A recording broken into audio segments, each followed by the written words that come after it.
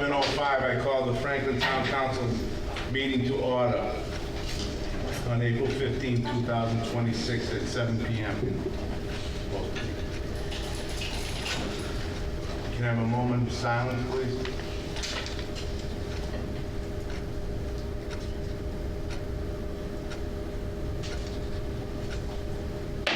Please stand for your pledge of allegiance.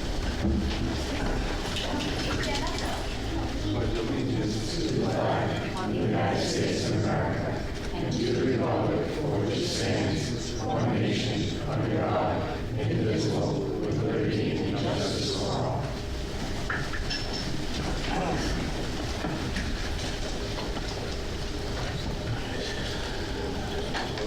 Note to residents. All citizens are welcome to attend public meetings in person. To view the live meeting remotely, citizens are encouraged to watch the live stream on Franklin Town Hall TV YouTube channel or live broadcast on Comcast Channel 9 and Verizon Channel 29. To listen to the meeting remotely, citizens may call in using the number 1-929-205-6099. To participate in the meeting remotely, citizens may join the Zoom webinar using the information I will let you know below. Meetings are recorded and archived by Franklin TV and Franklin Town Hall TV YouTube channel and shown on repeat on Comcast Channel 9 and Verizon Channel 29. Any participant who wishes to speak must enter their full name and address when joining the webinar. All participants will automatically be muted upon joining the webinar. In order to speak, participants will need to select the raise hand function to request to be unmuted. All speakers will be required to state their full name and street address before commenting. Chair is going to identify, we have a couple notifications. Town Council office hours are being held at 8:30 tomorrow morning at the Senior Center. Franklin's 25th annual Earth Day cleanup is taking place on Saturday, April 18th, this Saturday, from 9 a.m. to 12 p.m. Join the Recreation Department at 9 a.m. to pick up gloves, trash bags, and site maps before heading out to your assigned area. Thanks to all who participate. Make sure you use bug spray. Ticks are out.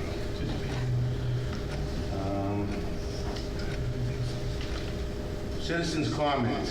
Mr. Chair, you need to identify Councilor Zeller as participating remotely. Oh yeah, Councilor Greller is in Florida enjoying himself, so he will be participating remotely.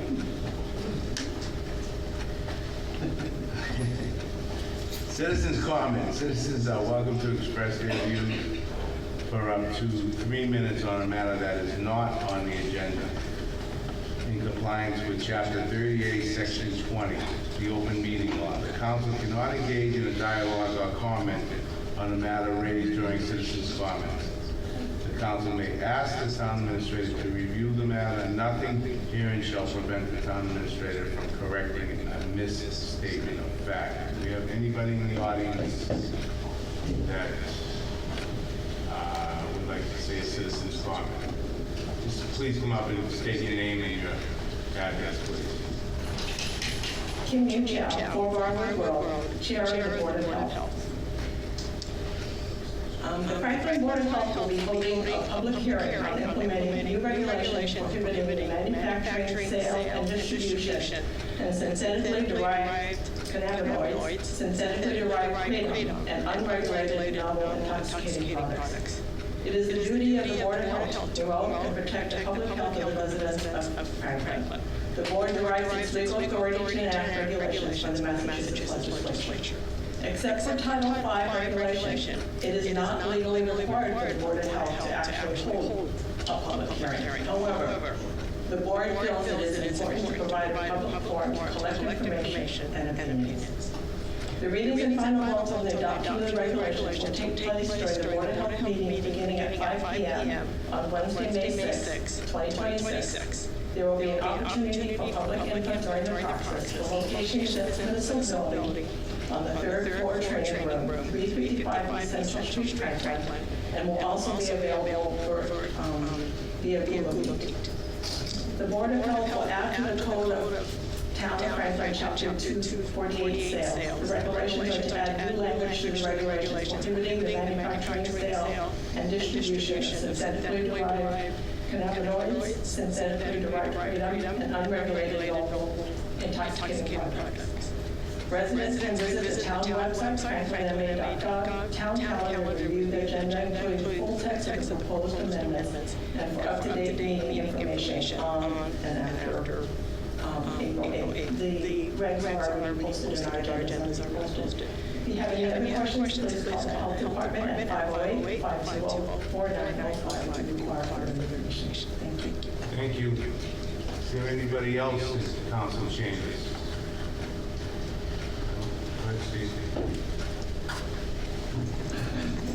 Steve Sherlock, 1399 Drive, volunteer community information director, Franklin National Public Radio. I can share a couple of other public service announcements in addition to the recreation piece on the 18th. PAC 92 is also doing a cleanup effort of their own, and the Ag Commission is coordinating with MI Food Fund. Also on Saturday, the details are on Franklin.news. Rise Up has an event at the Sculpture Park at 10 o'clock, also on Saturday. And roses are red, violets are blue. If you have a favorite poem, we'd love to hear from you. Saturday afternoon, the 18th, at 1:30, favorite poem reading at the library hosted by yours truly. The quick reminder as well in terms of what's going on, there is so much on a regular basis. I have trouble keeping up with it all.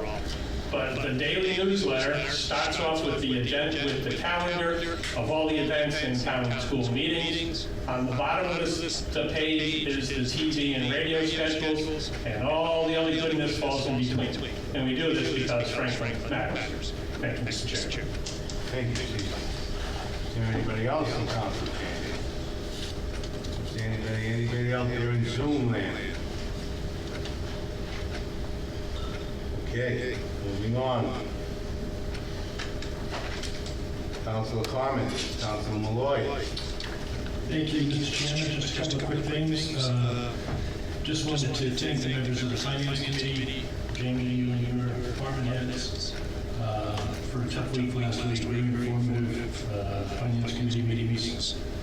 Watched all of them, 16, 18 hours, whatever it was. It's easier to watch on tape than it is to do it live. So, highly recommend everybody at home if you haven't seen all or some of those meetings, they're definitely worth your time. You learn a lot about the budget process, how it works, and hats off to the Finance Committee. They did a great job answering questions, or asking questions, and getting some of the information. I also put in a plug for Memorial Day. I think it's 5 weeks from Monday. And the Veteran Services team has started putting together a program as we always do for Memorial Day celebrations. My respectful ask to the community is if you have not attended the Memorial Day ceremony after the parade on Commons, with a great commemoration of veterans from Franklin who perished in our battles over the many, many years. It's very powerful, very moving. It's one of my favorite days in Franklin for that event. It's really, really special. So I highly recommend it. And if I can be so bold as to say, great opportunity for children to learn a little first-hand information about our country and the heroes that made us. So, other than that, that's it, sir. Thank you, Councilor Moore. Councilor Juco.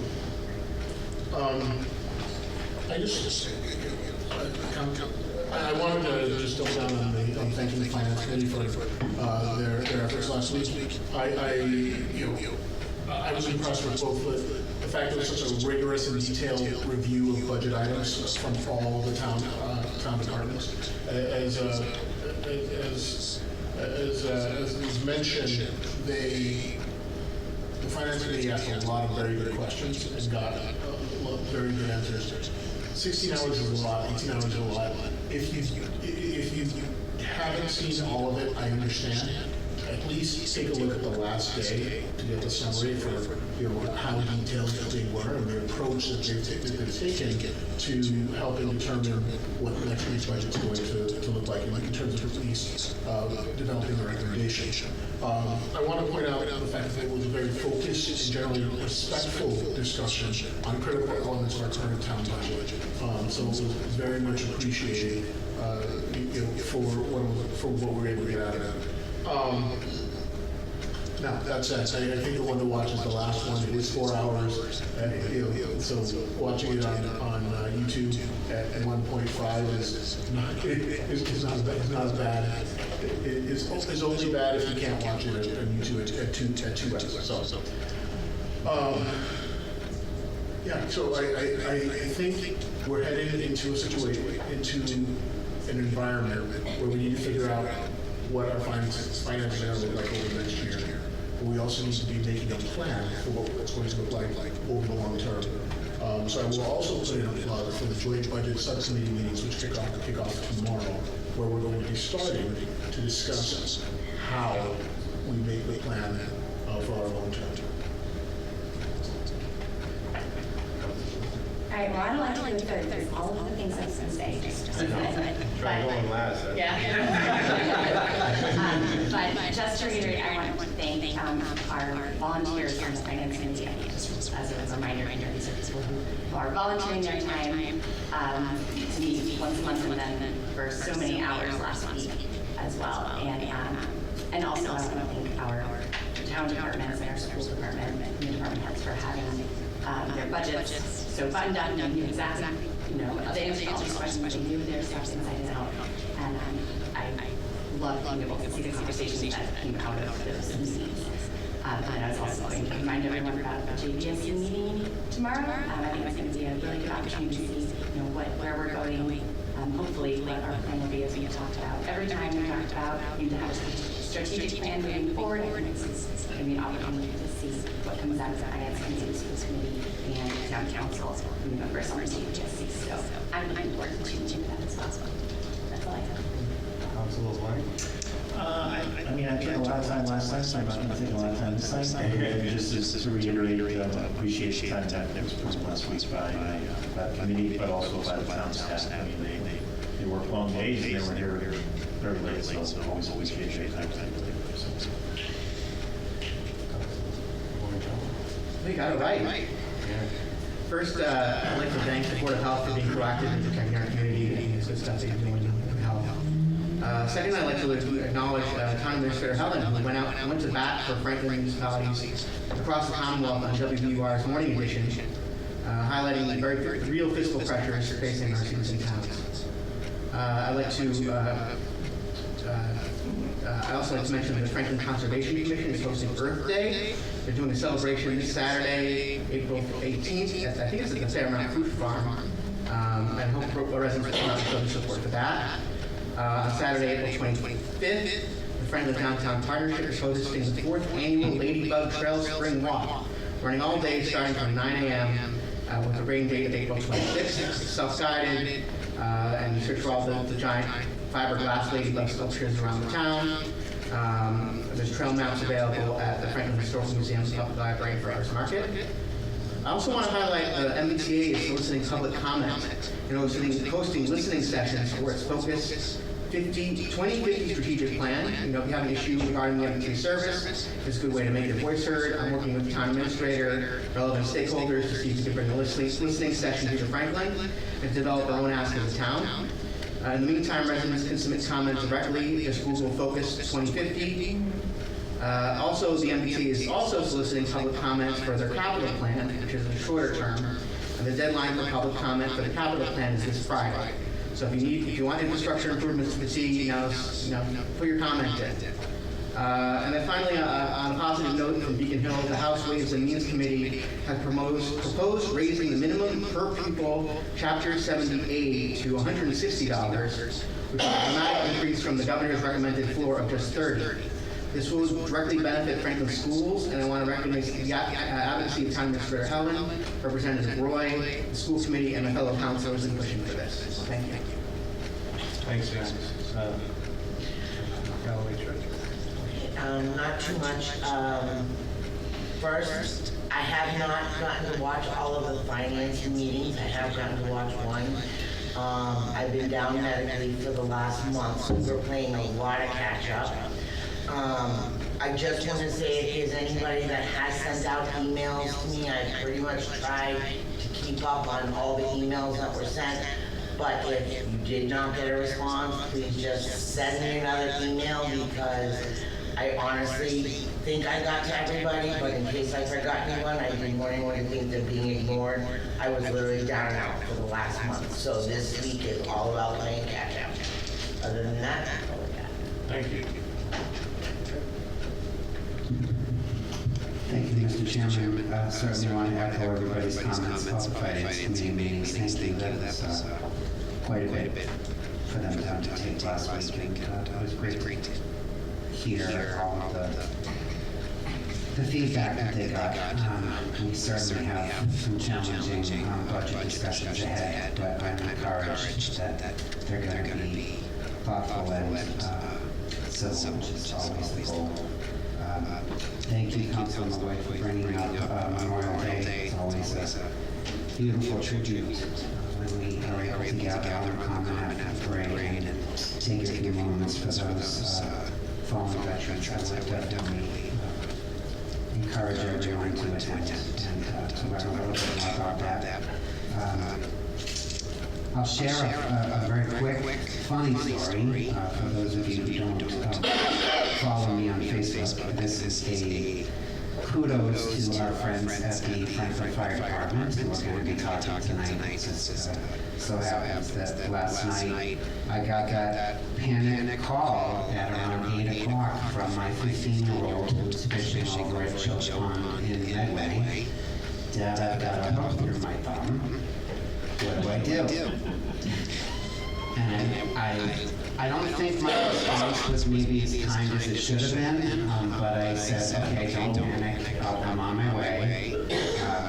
Got there, assessed the situation, urgent care's closed, it's in pretty deep, had absolutely no idea what to do. Do I drive the kid to the hospital? Do I try to do this myself? I said, nope, I'm going to call the experts. Called 911, and they said, stay put, we're on our way. And they couldn't have been kinder and more professional, being able to handle what I was, as a parent, sort of in a crisis mode. It wasn't like this huge deal, but my kid's in pain, right? And I not knowing what to do or how to help him. And they just, the paramedics showed up, the truck showed up, and they just took over. And they knew JJ has some special needs, so they knew that kind of how to handle that with some humor, and were able to tell jokes with him and de-escalate things, and before he even knew it, they had worked that sucker out of that thumb without him screaming at all, and just sort of bandaged it up and on his way, and he lived to tell a fun story about being in the ambulance and being in the truck, and did everybody see the pictures of the fish that he got over it? That he had to send back. And I think one of the paramedics even made a comment of like, well, you're 15, you should be catching, young ladies' phone numbers instead of fish. Something like that, which I just sort of like smiled and said, well, you know him better than anybody. But thank you to that whole team. We are so incredibly lucky, Chuck and your whole staff. From not just as a council, but as a parent. And I'm sure that stuff happens every day, and it never gets talked about, it never gets put on Facebook, or your guys never get things. So I just wanted to be sure to let you know that meant a lot to me. So thank you, Mr. Chairman. Thank you. Like I said, it's tough to go last, but, oh yeah, Councilor Wells, go ahead. He told me he wasn't gonna come in, he was gonna do me. But, Councilor Grella, go ahead, Councilor Corman. Greetings from the sunny state of Florida. The weather's been beautiful, so I really got with all the cold weather. I guess it's going to be cold next week when I come back. So I want to just echo the comments of the other councilors who thank the Finance Committee and the town departments for doing the work on the budget. Excellent work. Looking forward to the joint budget subcommittee, and that starts tomorrow night. I'll do that also remotely. And then I just wanted to, again, as Steve said, Councilor Lloyd has said that, folks should return Memorial Day. This will actually be my first Franklin Memorial Day. Right around the time that I moved to Franklin, just the same time I joined the United Group and I've been attending the Memorial Day services and Braintree and Randolph for the last 26 years. So this year I won't go to Randolph, I will go to Franklin instead. I'll attend but I think that wherever you go, it's definitely an honor to go to these events and just recognize those who have lost in the service of protecting our country. And that's it for me. You go ahead. Thanks. Yeah, so just echo the Finance Committee. I went to one meeting, and we have long meetings, but we don't have 4 in a row long meetings. That's a long time. So, and the department heads are there, so they don't. I don't think they get paid any extra for that. So we thank you for that. For all your hard work, and they had a lot of different opinions, which I like. Some people on this side were one way, the other people on the other. It wasn't just okay, we'll do that, throw it away. I think at this time, I think that's what we need. So that's all I have. So we're going to go to subcommittees. Joint budget subcommittees meeting tomorrow night. EDC met the other night, right? Yeah, we met about 2 weeks ago. The 4 of us kind of went around. We reviewed obviously what was in the master plan, but we also added some other ideas to it.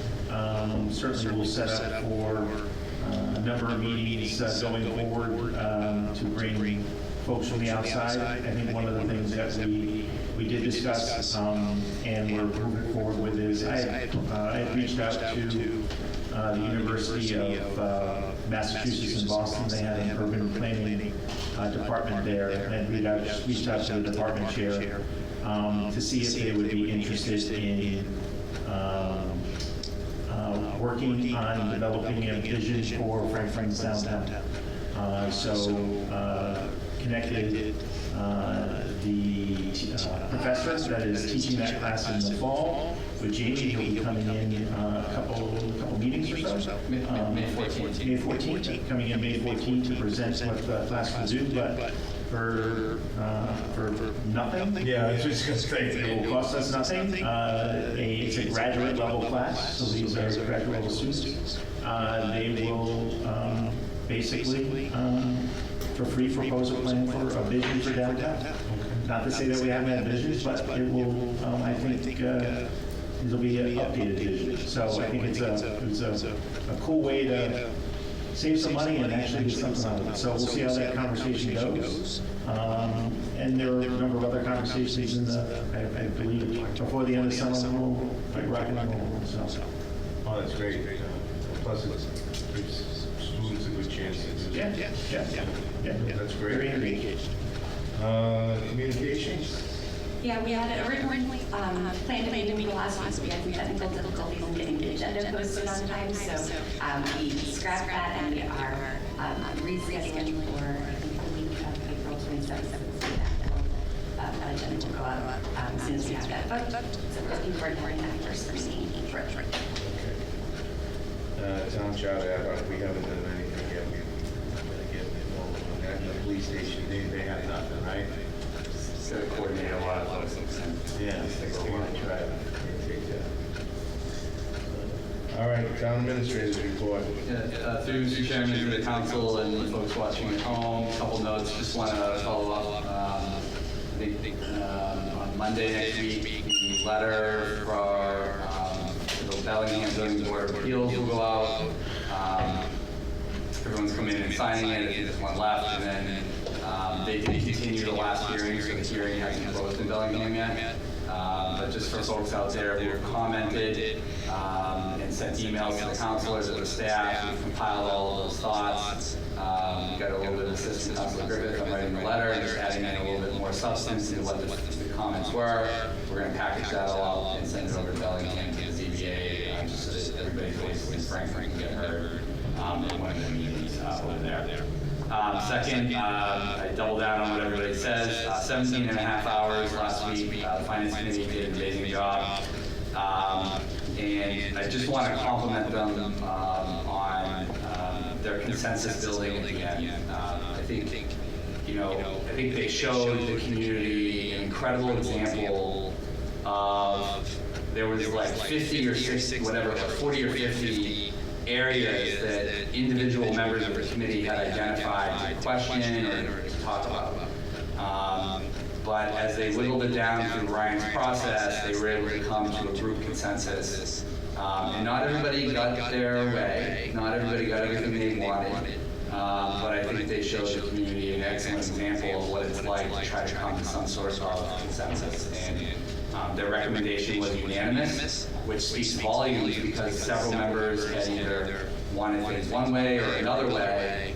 But I agree with Councilor Juju, if they watch that fourth meeting, kind of wraps it up, and I think it shows what can happen when people have an opportunity to speak and bring out their comments, and then also collaborate among the committee members themselves. I thought it was a really great job that they did to come to consensus. We are working on, the finance staff is working on a formal letter just to kind of encapsulate all the recommendations, because there were some things that were off budget regarding the fees, as well as some of the cash recommendations. So Carrie and Brandon are working with them. That won't be ready for tomorrow night's joint budget meeting, but it'll certainly be ready in public when it's ready in the next couple of weeks, and then I'll be ready for the council meeting. To my next point, just a cheap plug, May 13th is a town council meeting where our annual audit will be presented, our annual OPEB actuarial will be presented, and we anticipate at least a preliminary discussion with the council on the budget that's been filed, just to see if there's any questions or comments that people want on the process, because the legal two public hearings will be on May 20th and 21st. We're in the middle of open enrollment right now, so we're halfway. We're not through it yet, so we got a couple more weeks, and we do anticipate it will be a close call for the council meetings. I think it's going to be a very close call to see. We hopefully will have healthcare numbers. I don't know if we'll have all the documents ready to go, which is why we recommended this year to make the final vote on the budget on June 10th at a council meeting, to give everybody some time and space to catch up to what the adjustments are in the budget, just so that we're very clear, very transparent, and that people can have time to ask questions. Also the Finance Committee meeting will be meeting on May 27th and June 3rd, and they will review the revised budget at that time based on healthcare numbers to what we see. So I think many councilor comments before, if anybody out there watching or listening is interested in the town budget, and you weren't checked in yet, now's the time to get engaged. Now's the time to pay attention. Come to the joint budget meeting tomorrow night, and then over the next 2 months, it'll pretty much be all budget all the time until the middle of June. And then one other quick update I just wanted to provide the community. I just wanted to make sure that the accurate information got out there, and I know there's been a few inquiries in my office. I just want to make it very clear, the Best Western Hotel is open, and it has been open for a long time. The town is collecting hotel tax, and just for people that don't know, hotel tax is actually collected by the state, and then they redistribute it to the cities and town. So the hotel tax is being collected. I also just want to be clear, there are no outstanding permits. There is no outstanding inspections. The hotel is in full compliance with all inspections. The hotel is in full compliance. They've passed their inspections with fire and building, and the building commissioner. They are actually, I just called them yesterday. I did call them a few months ago too, and I might have mentioned it in another meeting, but I do recognize that online, if you go to hotels.com, it says that they're closed, so this can be confusing. but I just clicked on the number that was on Google, and somebody extremely polite just picked up the phone and says, Best Western Extended Stay, how can I help you? And so we got into a conversation about it, and I just know that there's been a little misinformation in the Franklin Observer article yesterday. And I also want to mention, and I did contact Alan just so everybody's clear, the town has been incredibly responsive to his inquiries. I know that there may have been a gap here or there, and I know the building commissioner had called him a couple times, and maybe they just weren't able to get in touch. But we've been responsive, I've been responsive, the staff has been responsive, and none of the information that was in that article relative to the town denying records is true. We have provided everything to him. I did inquire with him yesterday to find out if there was, for some reason, somebody not being forthright, because any building permit application is public record. Any building permit or license inspection is all public record, so he should have received those. And I just wanted to make sure, because I did get a bunch of emails, I did get a few phone calls. They are planning to be open for the World Cup. They did go through a management transition last year, so there's new managers on site. And I just wanted to make sure I cleared up any confusion while I had a few minutes here during TA report. The Best Western is open. It's not the same hotel that it's going to be as it was before, because they're transitioning to a new model of month-long stay. So they're doing month-long, 2-month, 3-month, or even longer stays. So they're transitioning their business model a little bit. And I think that's the reason why it's not available right online on Expedia or any of the other sites that people go to. But the person who answered the phone after I identified myself, she's like, "You're looking for an extended stay." So I was declining that offer, but I just wanted to make sure everybody in the council, everybody in the community, that we're just putting another kind of anchor in the sand, saying, the hotel is open, we are getting hotel tax, there are no outstanding permits, there are no outstanding inspections, and we have been very forthright with anybody who's asked for any of that. And by the way, no one has asked for that. According to the staff, nobody's asked for a public record request on any of these files over there. So I just wanted to make sure the record was correctly, and I have your feedback down. I appreciate it very much. Thanks. And you're all set? Yep. Thank you, Jamie. Next item is a proclamation of recognition. Proclamation of Sons and Daughters of Italian in America, Quattro Aero Lodge 1414. Considering I'm a member, I think I should read this one.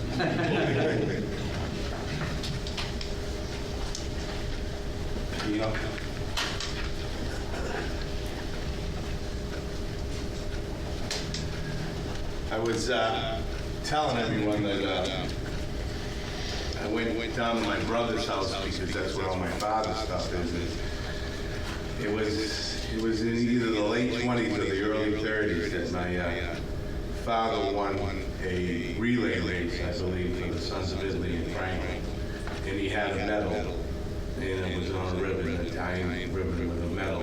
And I was going to bring it tonight, but unfortunately, I can't find it. So, but he was proud of that. So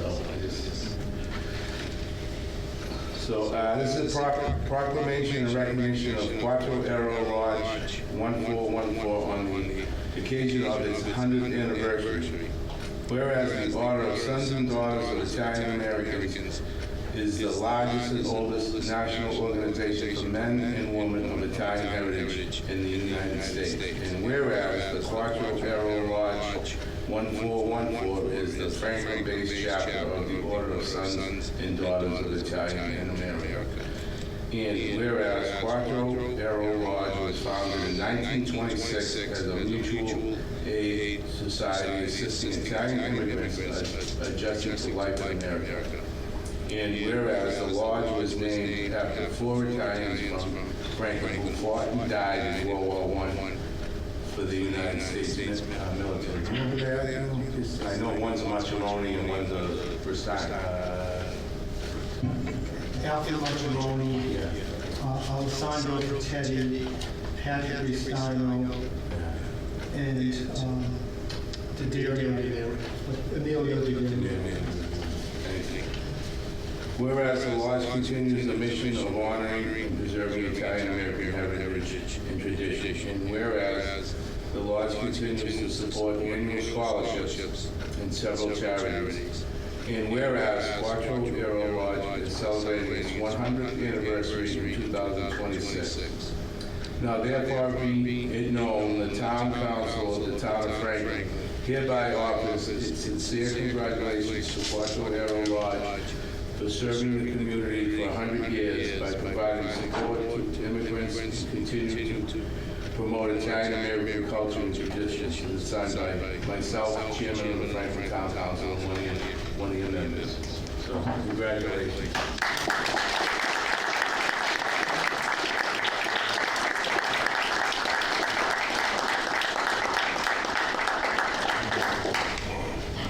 On behalf of the lodge, I'd like to express our sincere appreciation to town council for providing this proclamation. And I just want to note that we had 3 events celebrating this anniversary. Sunday, we had author and historian Stephen Coolio speak at the Historical Museum. We also have an ongoing exhibit still going on with items and artifacts from our 100 years of history. It's at the museum now and will be for another few weeks. Open Thursday nights from 5 to 8, Saturdays from 10 to 1, and Sundays from 1 to 4. Also, we are concluding our celebration with a dinner, a pasta dinner at the VFW Hall on May 16th. Which is a great deal for a dinner, even if you're not interested in the celebration. But also, with me here tonight representing the lodge are Pandora Carlucci, Al Peasy, Dora Brett, Michael Narducci, and Mr. Vaca, Rob Vaca, of course. So thank you very much.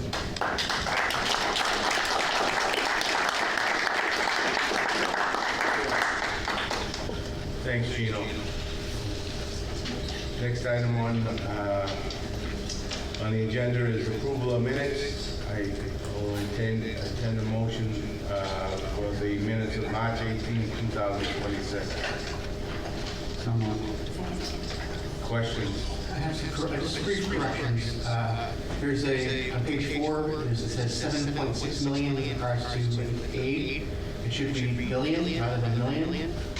And on bottom page 8, there's this guy, Councilor Mario, should be Councilor Marangello. So, correct. That was awesome. So we can use those corrections? Yeah, We have to. they'll be made. They'll be made. So I tend to, well, we have to do a roll call vote. On the Just meeting. move to approve as As amended.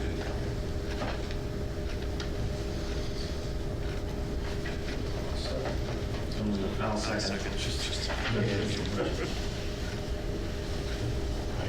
So I can make the motion to approve minutes as amended. As amended.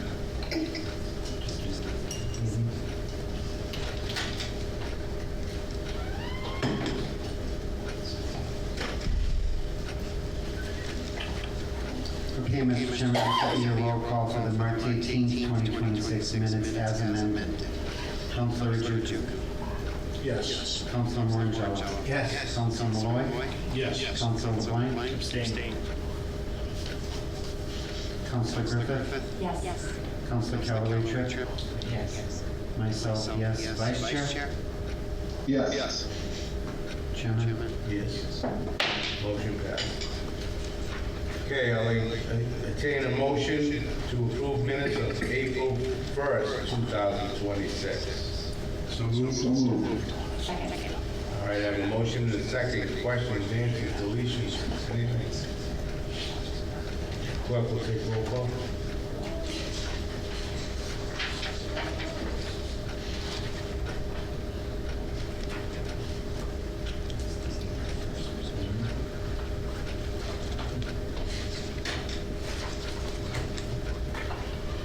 Okay, Mr. Chairman, this is a roll call to approve the minutes from April 1st, 2026. Councilor Rizzuto? Yes. Councilor Morangella? Yes. Councilor Malloy? Yes. Councilor LeBlanc? Yes. Councilor Griffith? Yes. Councilor Callaway Church? Abstaining. Myself, yes. Vice Chair? Yes. Chairman? Yes. Motion passed.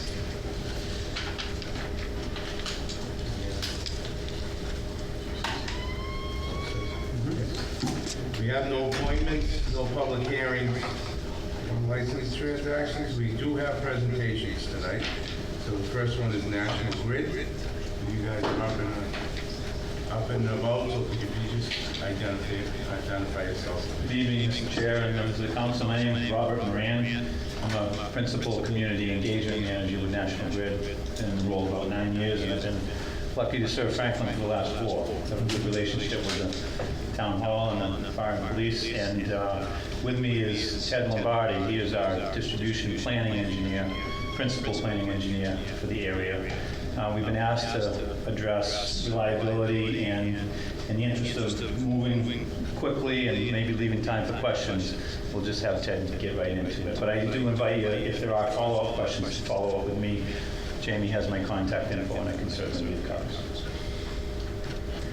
So again, my name is Ted Lombardi. I'm the area distribution planning engineer for National Grid and cover the town of Franklin. We serve about 14,000 customers in the town, which has 3 substations, 16 feeders serving all those customers. About 309 distribution feeder miles, of which 187 are overhead miles, 123 are underground miles, and almost 9,000 poles and structures in the town that we have to maintain. So that just highlights the scale of the assets that we are responsible for in just this town alone. So what is an outage? So Mass DPU identifies an outage as a loss of electric service for over 1 minute. So anything under 1 minute is just considered a blip and is not held against us. So what are the most common causes of outages in Franklin? Most of them are animals and tree related, the 2 biggest squares in the pie chart there, followed by failed equipment. Company activities, we have planned work, maintenance work, emergency repairs. Sometimes it's unsafe for the crews to make repairs with the lines energized, so we might need to take an outage to complete the work. What do we do to improve reliability? Vegetation management is one of the biggest things. National Grid uses multiple vegetation strategies to reduce outages. Maintenance pruning is typically done in a 5-year cycle. It has delivered measurable reductions in tree-related events, customer interruptions, and overall outage durations. In Franklin alone, we've pruned 93 miles of lines over the last 2 years, and we have another 78 miles planned over the next 2 years. We also have Enhanced Hazard Tree Mitigation Program, EHTM. So we're proactively removing diseased or high-risk trees. Think about emerald ash borer damaged trees. We're taking a proactive approach to go out and remove these trees before they fall on lines, cause damage, outages, things like that. So we've removed 563 hazard trees in Franklin over the last 3 years as part of that program. The last program we have is called the Enhanced Vegetation Management Program. Basically, that's a storm resiliency program offering the largest reliability gains. It's not been deployed in Franklin yet, but we're looking at potential places where we could roll that out.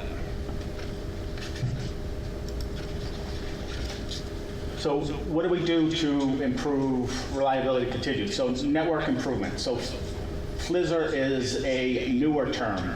FLISR stands for Fault Location, Isolation, and Service Restoration. So what Flizzr is basically a self-healing network.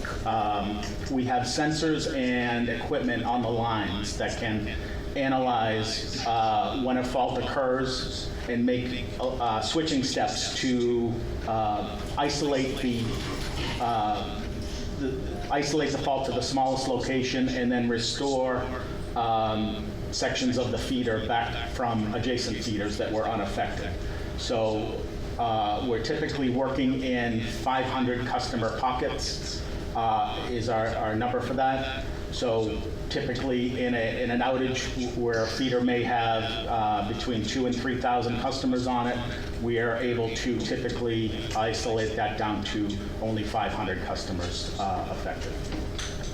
That is, so Flizzr is a relatively new program for National Grid. We've had 2 Flizzr schemes working in Franklin for the past few years, and we have about 30% of the customers in town covered under these schemes. The remaining customers served on overhead feeders will be completed and under Flizzr in the next 2 years. We also have what's called the cutout mounted recloser program. So this cutout mounted reclosers are used in place of line fuses. A line fuse would typically give you, just like the breaker in your home, it would trip on a fault. Cutout mounted recloser gives the fault an opportunity to clear itself, which means it will open the circuit, let the fault clear, and then close back in. If the fault is cleared, it will stay in. If the fault is not cleared, it will kick out again, and we'll have a sustained outage. 90-some-odd% of all outages are temporary in nature, being bird, squirrel, trees, things like that, and they typically clear themselves in the first operation. So we have about 22 of these CMRs in service in Franklin. We've got another 6 planned within the next year. So this is something that's we're working on, and then we've recently kicked off a larger program that are going to be installing hundreds more of these over the next few years. We have what's called our underground replacement program. So we look at underground cables in both commercial settings and in underground developments. We're getting to the point now where cables that we installed in the late 80s are starting to fail more often. And we're keeping track of those and have these programs going on now to either inject these cables with fluid to seal them up from the inside, or we'll just straight out replace them depending on the age and the condition of the cable. So that is a program that we're continuously doing, and we've had 2 of these URD projects in Franklin over the last couple of years that have been completed. We have various resiliency programs, cross-arm replacements, cable replacement programs, and then a number of other capital projects and programs going on to improve reliability. So for preventative programs, we have what's called engineering reliability reviews. So we identify opportunities to improve reliability, focusing on decreasing the duration and frequency of outages. We typically look at the bottom 5% worst performing feeders every year, and we focus on what we can do to improve the reliability on those feeders. So last year, 2025, we had one of our feeders, the 344W2 in Franklin. We replaced 2 switch gears and hundreds of feet of cable in Forge Park, and that had a complete turnaround in reliability for 2025. 2026, we had a few more that came onto the list that we're working on currently, and those are going to see some technology installations, Flizzer, as I spoke about earlier, and some cable replacements to improve the reliability on those feeders as well. Additionally, we have what we call SEMI, which is customers experience multiple interruptions. So we focus on customers experienced the most interruptions in the last 5 years, and we do targeted improvements, ranging from technology and then, spot tree trimming to help mitigate any outages, some further outages. So that's another program we have going on. We do infrared scans, both from the ground and aerial. Sub-transmission circuits are flown. Helicopter inspections. We have substation visual and operational inspections. And we have an INM program where we go out and look at every pole that we own on a 10-year cycle. So every pole is walked, inspected from top to bottom. Any safety issues, reliability issues are noted, taken back, work requests are written up, and the work is completed to replace anything that's damaged or anything that's that looks a little like it could cause a potential future problem. That was it. What I had. I'm happy to answer any questions if anyone has any. Go ahead, Mike. With regards to reliability, is there an ability, or do you have a reliability map specifically of the neighborhoods in Franklin? For example, if you live in this section of town, and last year we had lost power 2 hours during the year. This section of town didn't lose any power. The reason why I say that, so when I lived on the north side of town, I felt like if the wind blew in the wrong direction, I lost power. So when I built my new house on the south side of town, I put a generator in. That thing I haven't lost power ever. I wasted $15,000 on a generator. That's always the way. It could be because I bought the generator. Yeah. So I don't know if you all have, if you do have a reliability, like I can go online and look at that neighborhood. They lose power 10 hours a year, and that one doesn't lose power. So I can do some future planning. Not yet. If there's something specific you want me to look at, I can definitely do that for you and get back to you. Yeah, it was just more for the public out there to know, am I moving into a neighborhood that I really should be planning generators and stuff like that more than anything? No, I'd like to think our reliability has gotten a lot better over the last few years with all the improvements we've made between tree trimming and the reclosers and the Flizzer installations. I'm hoping, and it's just going to continue to get better. Thank you. Thank you. Thank you so much for coming out to Franklin. It means a lot. I want to know how much money has National Grid invested statewide in vegetation management and other distribution improvements compared to past fiscal years? I don't need the exact number. I just want to know in inflation-adjusted terms, has it increased, decreased, or remained the same? It's definitely increased. Okay, good. And in terms of the improving reliability in Franklin specifically, in inflation-adjusted terms, has it increased, decreased, or remained the same? It's definitely increased. Okay. What has National Grid done to prevent cyber attacks? I know that's a big critical infrastructure thing. And is funding for cyber attacks increased, decreased, remain the same? That is, I don't want to say it's relatively new, but it is something that we are very aware of and have a whole group that just focuses on that. We have, we cover, I don't know how many towns in the state, lots of transmission assets. It's a big deal. So I know they take it very, very seriously. Do you feel like you're ready for it? I believe so. That's not my forte, but I'd like to hope so, yes. And you talked a little bit about what we're doing to maintain capacity, but a lot of people are pushing EVs. Are we actually looking to increase capacity too, or is it just looking at keeping what we have? No, we are looking at potential new, either expanding one of our substations in town here or building a new substation. So we're already, we're not maxing it out, but it's on the horizon.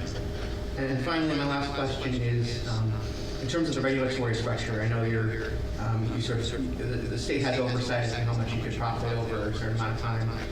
Do you feel like the regulatory structure in Massachusetts is set up to reward long-term reliability and investment, or do you think that it tends to be more short-term? That's a question that might be outside of our ability to answer that. But, in general, I think it's fair to say that we are moving into a regulatory environment where we are interested in, and customers are also interested in investing in capacity because we know the load is coming. We know EVs, we know heat pumps. The general move to decarbonization and electrification means there will be a lot higher demands on electric systems. So we are making every attempt to be proactive for that, including attempts at regulatory interaction on that topic. Yeah. Do you feel like the long-term, incentives are there to look at the, is National Grid still going to be a good steward 60 years from now, or is it looking at the next year? I think so. Yeah. Okay. Thank you. I'm going to piggyback off of Councilor LeBlanc, because I live on the other side of town. And beautiful sunny day, power goes out, National Grid. Why we haven't? Oh, a squirrel must have ran across the line. Okay. This is a problem. So I guess what I want to know is some of this stuff that you've done, the substations that you said have been updated, are those substations the ones that factor in that side of town on the Bellingham and Medway line? Or because we were getting to the point, snowstorms, hurricanes, I have no problem if the power goes out, I expect it. Car hits a tree goes on the line, I expect it. A squirrel running across the line, I don't expect that to be able to take out the entire grid unless they actually shoot it. And then it will be dead, so it wouldn't be an issue. So I guess I want to know where these infrastructures are being fixed and uplifted, or however you want to put it. Is that focusing on that end of town? Because that's the end of town that has the biggest problem. We look at all the feeders in the entirety of the town for ways to improve reliability regardless. So it doesn't matter if one side of town is better than the other. If your side of town is having a problem, we'll focus on upgrading the lines or tree trimming or whatever we need to do to fix the issues. But I don't feel that, I don't, everything we're doing is across the board, so it's not just focused on. No, and I understand that. What I'm saying is the ones that have already been done, that you said, were those the ones that are supposed to be giving the electricity to that side of town? Or I'm just trying to see where we are in the spectrum of being corrected. Yeah, it's definitely a work in progress and something continuous improvement that we're looking to do. So I don't know specifically your area or town you're speaking of. So I'm not entirely sure if I can answer that. The last time National Grid was here, I believe they said that it was over, I want to say up on Grove Street or something, over there is the one that affects that area of town. Is that right? One of the issues, you're right, it was in 2019, I think they were last year, and there was a big delivery issue on Grove Street. I know that they did do a sizable amount of improvements. In fact, I think on that line too, you did put in some of those squirrel preventers. Like there are, and I'm not kidding, I know it sounds like, there are capping mechanisms they put over areas. Wildlife guards, we call them, yeah. What are they called? Wildlife guards. There you go. Yeah. Squirrels are legit. They may die, but squirrels do knock out power a lot. And I know that sounds crazy. I know there'll be memes about this tomorrow on Facebook or something.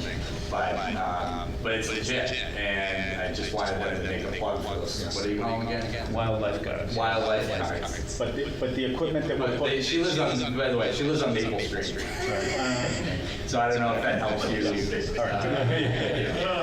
Everybody knows my address on the comments. We all know it's 607 Maple Street, but they weren't here for that. So you might want to add your address in just. But Maple Street's a very woody, scenic road, right? So I don't know if there's anything on Maple Street. So there is a reality in some corners of a community when it borders another utility on the other side. And the reality is, we don't have a circuit coming from the other direction that we can connect and isolate to. So, it may be that you're in a triangle that's difficult to establish a redundant loop like we would in the center of a town, for example. So that's just the reality of, some locations. And I know, you border Eversource on the Medway side. Yeah, because we're that area of town where you border the Medway and the Bellingham, so you got Beach, all the offsets up Beach Street, part of Pond Street, Parker Street, they're forever losing power And I know on there Maple was Street. an outage that affected the school. Yes. And there is no way to backfeed around that. So everybody beyond, I think was it a carpool accident that happened right there? Yes. Yeah, so everybody beyond that was out for the duration. And it's because of the position, or because of that location, there's just no way to backfeed around it like we would typically do in the center of town. But the equipment that I spoke about that we're installing and we've installed and planning to install will help shorten those outages and maybe prevent them. Thank you. I think my question was kind of focused on what's already been discussed, but as Councilor LeBlanc mentioned, I know you don't have a map of outages across Franklin, but do you have a map of areas that are most prone, who are historically most prone? Not every area, but I mean, do you know what the hot spots are? I could definitely put something together. It's not something I have that I can access right this moment. It might be worth looking at just for further conversation in terms of where to focus with real data instead of anecdotes in terms of what's out most and so forth. We have that at the next meeting, that would be helpful. And I'm guessing we're not allowed to talk about cost, right? That's also not my forte. Thank you. Thanks for explaining. That was my question. I actually don't have anything to add. I think the heat discussion is really helpful. I have a question that's more, I think I already know the answer, but just for the edification of anyone listening. So I am not native Massachusetts. And where I lived before, there's always been underground power lines. So it sounds like a lot of the things that we've been talking about that affect our power reliability is due to them being above ground, right? Trees, accidents, animals. So I realize there are not a lot of underground power lines in the state, and I was just wondering if you could maybe talk a little bit about why that is and why that's not something that we are doing here. It's a simple answer, it's cost. Yeah, I had the answer. I knew the answer. I feel like I wanted, I mean, I was hearing, I was like, why are there power lines, especially someplace where you have terrible snowstorms? And anyways, so I just wanted to kind of just bring And that. there is a challenge with underground that it doesn't exist with overhead. In an outage, it takes a lot longer to repair. So, I mean, you may have a manhole that you have to pump out, and then you have to inspect it for OSHA. It's a confined space, gases that we're testing for, to get in it and determine, okay, the fault's not in this manhole, now we have to go to the next one. So what you can see with an overhead line, you can see an open cutout or a broken line or a tree branch. In underground, you can't see that. It takes a lot more exploration, a lot more time, and the equipment, the original installation is probably 3 to 10 times more expensive to begin with. So it's longer outages, less frequent perhaps, but longer outages and significantly more cost up front. Great, thank you. And I also just wanted to say, so first of all, thank you for being here and sharing information with us, but I also wanted to mention, I also live on the same side of town, not far from Maple Street. But I will say when about 6 years ago, we had, probably a dozen power outages in one summer on our side, and then a couple years ago, I brought home a medically vulnerable newborn from the NICU. We put in the generator, and so you all can thank me for not having as many power outages now as we did back then. But I would say I have noticed a difference in, in the last 6 years, the number of outages that we've had and the length of those outages as well. So I wanted to say you guys are doing something right. Hopefully we continue to move in that direction. Well, we appreciate the support of the council when we come before the council for petitions as well. You know, when we come to ask for new equipment, there's always a customer behind it or a reliability improvement behind it. Yeah. And then we're gonna go to Gene. Thank you for being here, guys. So you know why you're out here on Wednesday night, it's because of me, right? Because I voiced this and was pretty angry at being a center, you know, customer experiencing multiple interruptions, right? And I am, the common denominator is that side of town. I live not far from her and not far from her. In that area of town, please use every acronym and thing you have up there. You know, it's like listening to the Department of Ed. You've got more acronyms than me. But whatever you can do to help the Franklin residents that are living in the north side of town, whether they border Bellingham or border my way, we're all paying the same rates, right? So, and rates are skyrocketing and they're outrageous. You guys know that, you hear that all the time, right? So we get the complaints, right? We get the folks that are like, I'm paying these outrageous rates and my power's out again, or it's out for 10 hours, it's out for 12 hours, and it might be out for something silly like the squirrel she's mentioning, but it could have been out. We had a relatively low snowstorm at one point that affected Franklin, Renton, Foxborough, like it was this whole thing, and we were all looking outside like this isn't even a giant northeast, this is pretty low. So whatever you can do to just invest, work with us, let us know what you need, right? But for us to be able to go back to folks, you have to understand too that side of Franklin tends to be a little older. Right, the older clusters, more established neighborhoods, there's not a lot of the newer developments that have gone into town. Some of those houses are 50, 60 plus years old, right? So I would imagine the infrastructure tends to be established when those homes were built, which makes them older too. Right, so whatever you can do, squirrels aside, and all kidding aside, to just be able to let us go back to the constituents and say that we heard you and that we're working with you guys, would be very much appreciated. Thank you. Gene? Yeah, I had a question along the same lines that Caroline had said about the underground. So I'll just extend to this. So when we're looking at like new development, is it the preference to do the new development underground? Required. I think it's required in town. Residential It subdivision. is? Yes. Okay. So future developments and things we're doing now, they have to go underground. How long has that been in place? Years. Decades. Okay. All right. We did it 10 years ago. So, longer than that, probably maybe 15 or 20. I mean, I know that y'all asked, at one point, there was during the recession in '09, probably before Councilor Oakley got on, there was a question about adding a small, like 40-cent fee on everybody's cell phone bill that would have paid for the underground wiring up downtown, but that was rejected. And I think somewhere around that time, the planning board started putting it in. Going on 10, so yeah. Probably around 2010, so 15, 16, something like that. Are you all set, Gene? Yeah, no further questions. I really don't have any complaints.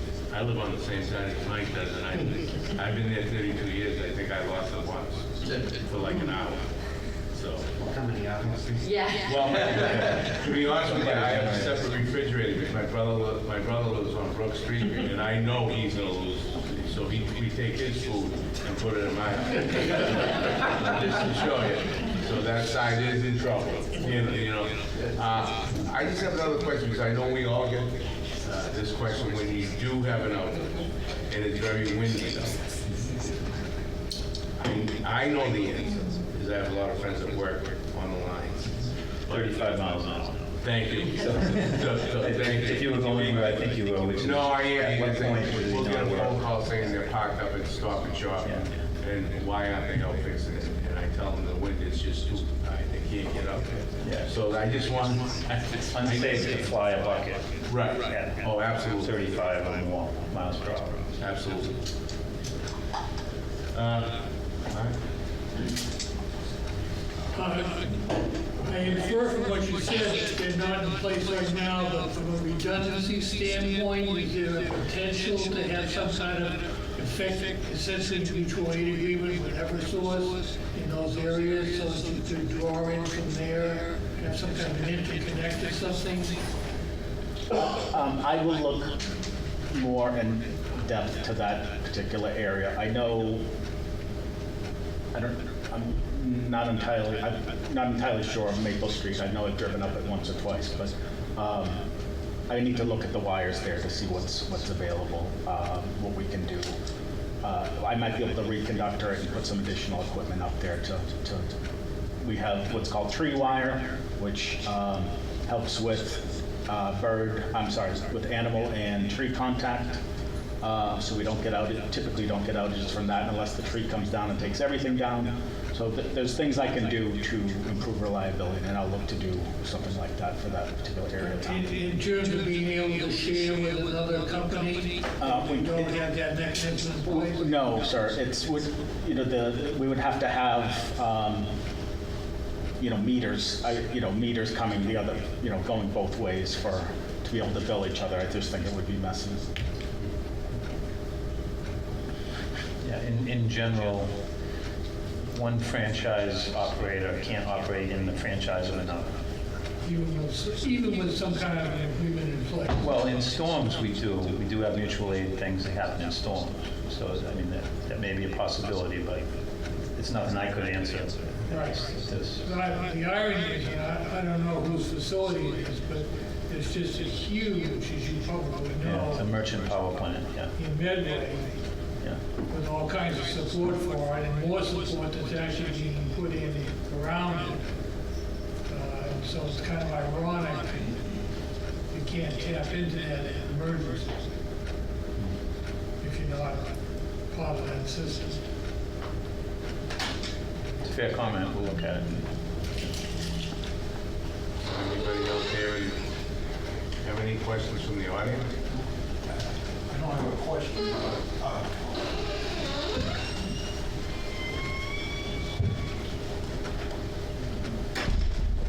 Steve, give me your name. Stephen Arnold, 520 Maple Street, and I had a statement, I guess, I got a letter or notice from NationGrid about changing my electric meter, and I think the meter's been on the house since 1952, but I passed on it for now.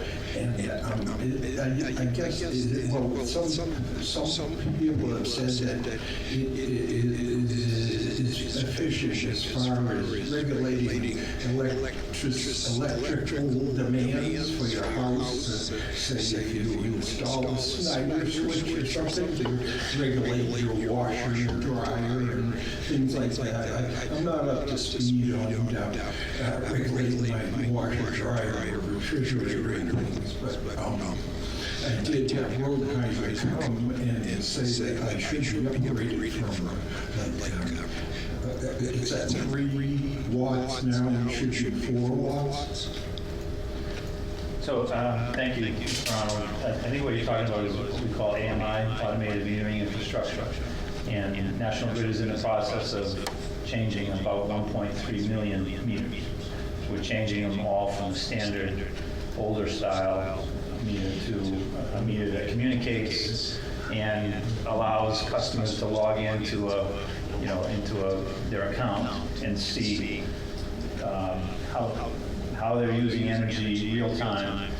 It also can begin to identify a device. Oh, it looks like you turned your dryer on. You want to name this your dryer. Now you can go and begin to manage your own energy. And there are also programs where we pay incentives for you to use devices off-peak, such as EV charging or large loads. So I think that's probably what Mr. Arnold was referring to. And it is happening. We are sending these messages to customers now. We are beginning to change meters. Yeah. 32 years. Yep. You have to be home to do it. Unfortunately, most people both work, you know what I mean, so it's tough. So, anybody else? I think you're off the hook. Thanks, guys. Thank you.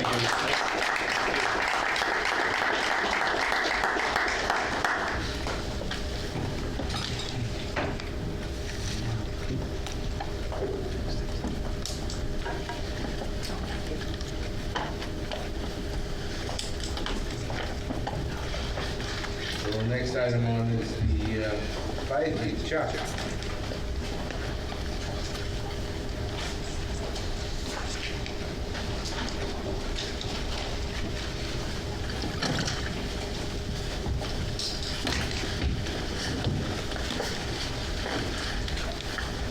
Good evening, Chuck Allen, Fire Chief. I'm joined by Deputy Chief of Operations Jim Klitsch, Deputy Chief of Administration Deputy Barbieri. Thank you for the opportunity tonight to give you a little bit of a brief overview of our department, how we operate, a little bit of what we do.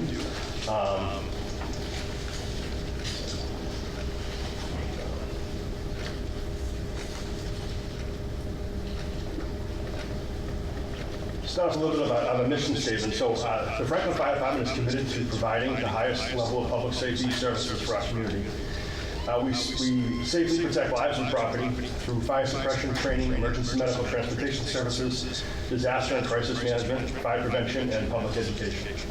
But really what we do is we're a lot more than just fire and EMS. We're an all hazards department. What that means is that we respond to really everything. And we're responsible for a lot in our community. Obviously, what you see on the roads are our trucks and our ambulances going to calls, fire calls, and medicals. But we also do fire investigation. We respond to structure fires, vehicle fires, brush fires, fire alarms, rescue operations, hazardous conditions. But a really big part of our business that people don't really see that we do is community risk reduction, code enforcement, and our public education. That is a huge part of what we do, and that actually reduces a lot of the other calls that we go on.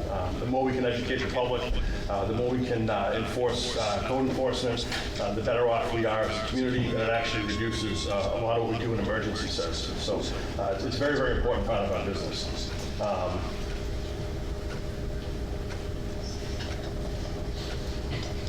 That org chart here. So obviously, chief of department, and we have two deputy chiefs, one that's in charge of fire prevention and administration, and then one that's in charge of operations. We have an EMS battalion chief and an EMS captain, and then from there we go down to operate 4 groups from 2 fire stations. So each group was composed of a shift. Our authorized staffing is 14 personnel per shift. Each shift is commanded by a battalion chief, a shift commander, 1 captain, 1 lieutenant, and 11 firefighter paramedics. That gives us what we call the ICS principle, which is incident command structure. So we really have manageable supervision with that kind of management structure with the battalion chief, the captain, and the lieutenant. This really gives you a little bit of what our staffing is by personnel level. We really operate here on the left side of this slide on a regular basis for the most part. We run down to 11. At 11 firefighters on a shift, we run 2 engines, 2 ambulances, we cross-staff our ladder truck, and we do have limited capability. We do run with 12 personnel at times, and that gives us the ability to staff our A3 by using some administrative personnel to get that staffed when we can. Only when the EMS captain is available or at the right shift staffing. So we do have partial EMS coverage at that level. The key to note with that is that there's a key limitation when we're staffed there. When A1 and A3 are unavailable, we have no tower truck available to respond because we do cross-staff our apparatus. So that means that our ambulance crew is also the crew that's on the tower truck. So if they're at the hospital, which is frequent, that tower truck is not staffed, and we rely on either another community or we have to call people in from home to staff that truck. What does meet our required service level for our community and our call volume is 13 personnel a shift, which is our target. We are there sometimes, but with vacation shifts and holidays, sick time, we frequently will go down into the below required service level. At 14 personnel, we're at full staff. We have the tower truck staff with A3 front staff, and we have 3 ambulances available. What we really protect in our community, obviously, Franklin's a community of 33,000 plus residents. Our families, our seniors, schools, our daily population movement. That's a big piece of Franklin that I think people don't really think about is what Franklin is during the day. When our businesses are open and when people are traveling on our roads, and 140 here and 495. We have 2 industrial parks. We have a lot of critical infrastructure. We have 2 commuter rail stations. A lot of people come through our community. We're also responsible for the care and wellness of those folks as well. And our community profile is evolving over time.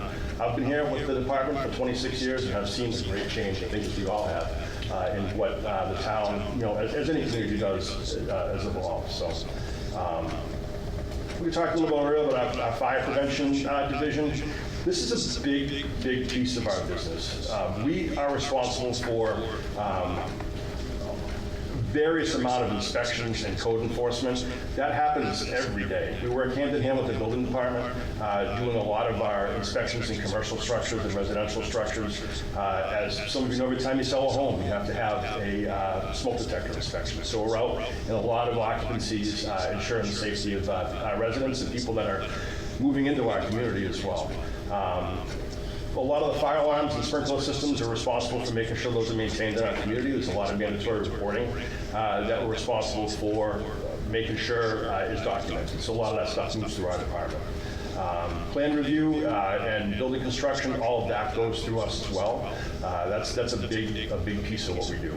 So anytime anybody does some work in their home, they're adding something on, or they're building a house, or they're building a commercial structure, those plans run through us. If you're adding solar panels to your house, or you want to put a battery energy storage in your house, those plans run through us. So we get the opportunity to take a look and make sure that people are going to be safe. And again, we work hand in hand with our building department for that as well.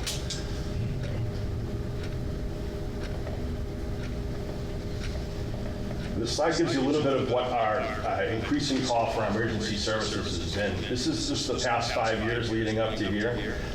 We've had a 25.5% increase in our emergency service demand, and that's been sustained over the course of my career, certainly. So we see an average call volume increase of about, on average, a little bit better than 4.5% a year on average is our increase. Last year we had another high of 5,651 calls for service. 3,999 of those were emergency medical service calls. And then the rest comprised of, motor vehicle accidents, fire alarms, building fires, and that kind of stuff. The breakdown of those calls from last year, you can see on the left side of the screen here, 3,999 EMS calls, hazardous conditions, service calls, didn't attend calls. Again, we're an all hazardous department. So we're going to respond to anytime anybody has a need, we're going to respond to that. Community risk reduction, last year we had 1,488 total inspections, and that's going to be inspections in businesses and homes, commercial structures, residential. We also put on 119 community events, so that's really important for our risk reduction in our community. A lot of those are done through our SAFE program, as well as our EMS division through CPR, Stop the Bleed programs and such. This slide gives you a little bit of what our response area has been. Our new RMS, our records management software, allows us to track where our calls are really happening. It's a little bit tough to see in the map here, but what's composed in this red area is 495 and 140, and that's where our 2 fire stations are located. We have a fire station on King Street, a fire station downtown. Those areas comprise of a lot of our high-risk occupancy. So the 140 corridor, 495, King Street corridor, a lot of our elderly housing is there. Our urgent care centers are in those locations. Nursing homes, all of our commercial space is really there. 2 industrial parks in that Grove Street corridor, all serviced by mostly the King Street Fire Station. And then it's a lot denser population. But if you notice up in the top part of the slide in the map, going towards Medway, that's a lot of call volume there. We're not really represented in that part of the community with the fire station. So that's probably going to be a future need for the community at some point. Our call volume projection, where we really see ourselves being over the next 5 years, and this is based on our historical data from the last 5 years and beyond, we're going to be approaching 7,000 calls by 2030. This year we're 5,651. Based on what we've seen over these past volumes, we'll be over 6,800 by the next 5 years. So that is an extraordinary amount, and we will need to make some investment in the department for that. Our EMS division is comprised of a battalion chief and an EMS captain. They're responsible for training, competencies, and ongoing education. EMS operations, how we deploy and our coordination, and our quality insurance. That's a big part of what our EMS division does. That allows us to make sure we're providing quality patient care, and it also allows us to make sure that we are trying to recoup every dollar we can on EMS calls as well, to make sure everything is documented properly.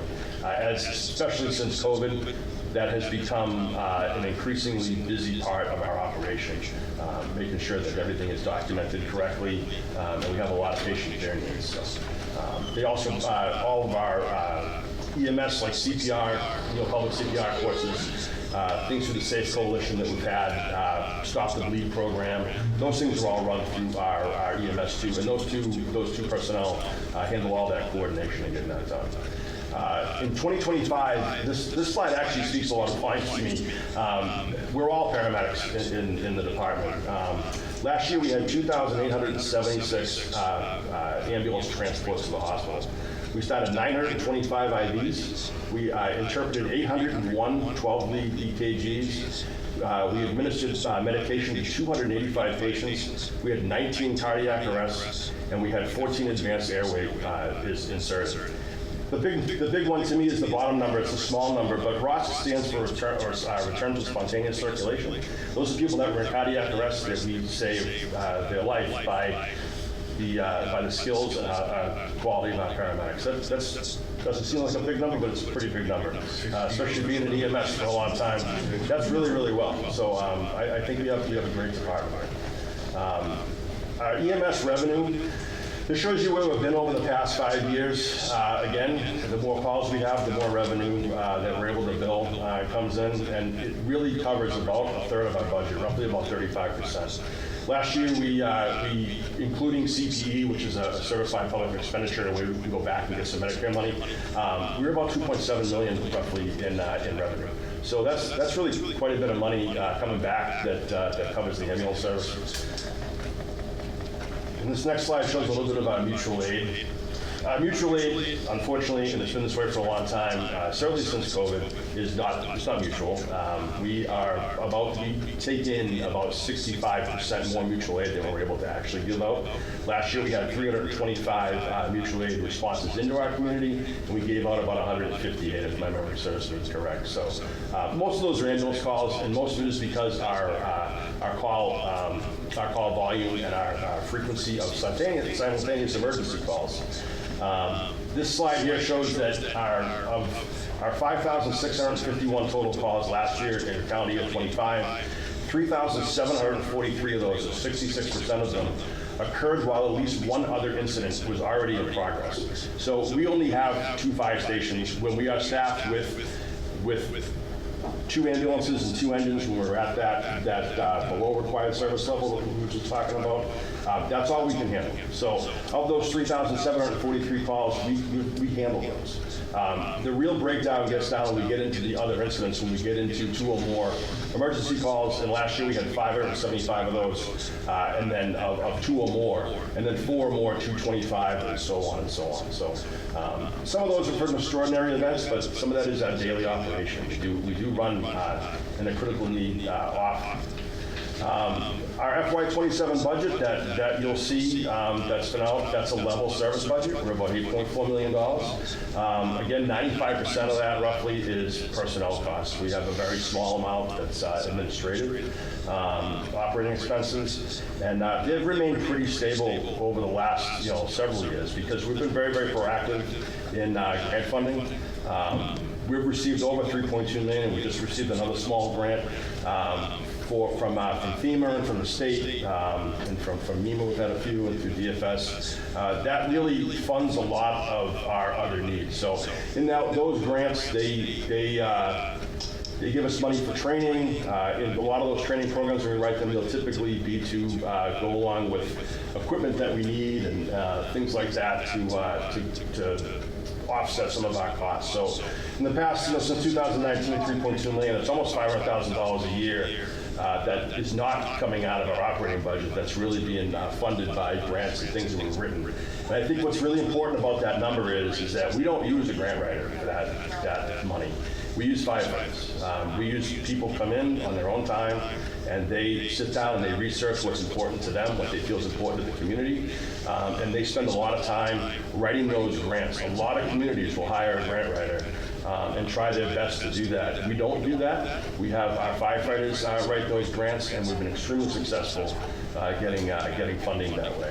Hopefully they continue. I don't know if they'll have a lot of money going forward. It's been a little slow, not gonna lie, recently, but we'll still keep doing our best.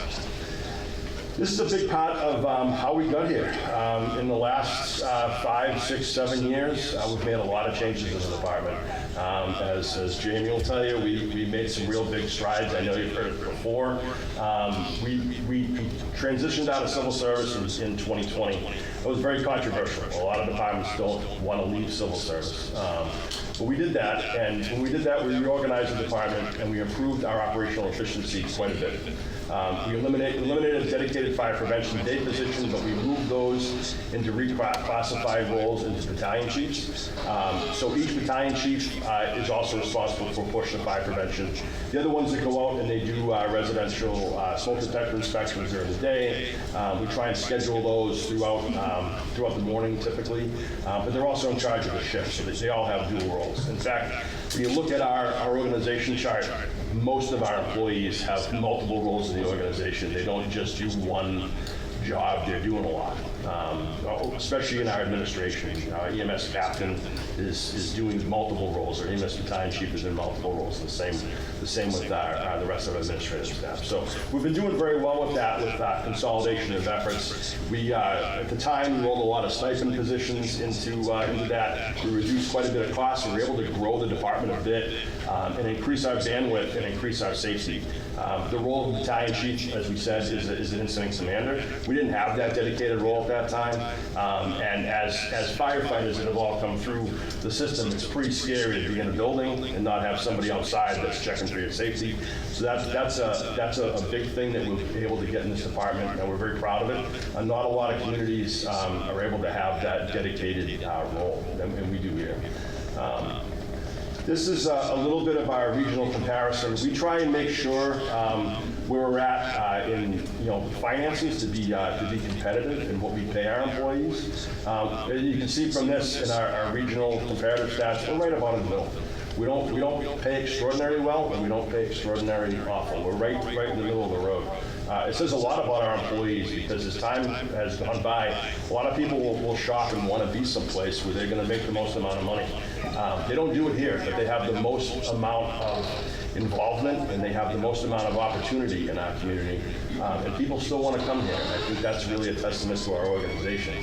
And if you look at what we cost the community in our region, per capita, we're the second cheapest fire department per capita in our region.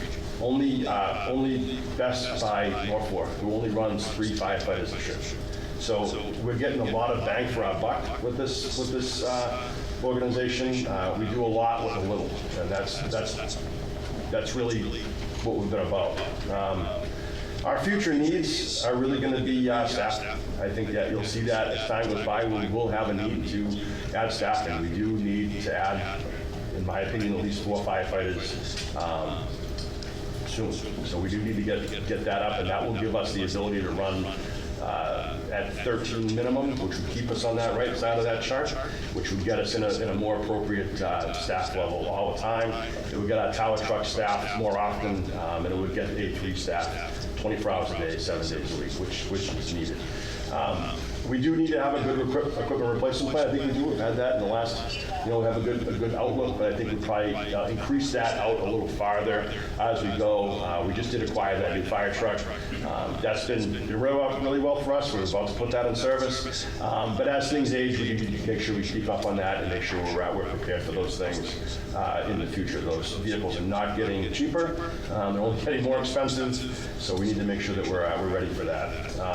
And facilities needs. Our fire stations, as much as they're new, or fairly new, Station 2 on King Street is 26 years old now. That will have needs as it goes. As the fire service has been evolving, there will be needs to make sure the building is safer for our employees and make sure that we reduce carcinogens in the firehouse and stuff like that. Modern facilities do that. So we'll need to make sure we make improvements as they become available to make sure that our employees are safe. And I think we'll probably, we're going to need a fire station in the north part of Franklin. I know it's on the master plan. It was talked about when I started here 26 years ago, and I know it's going to be talked about again as time goes on in the future, but that's something that should be planned for our community. We're an ISO 1 department. We're very proud of that. We're only one of 17 in New England. It's pretty tough to become an ISO 1 department. It's pretty rigorous. It's also pretty tough to maintain.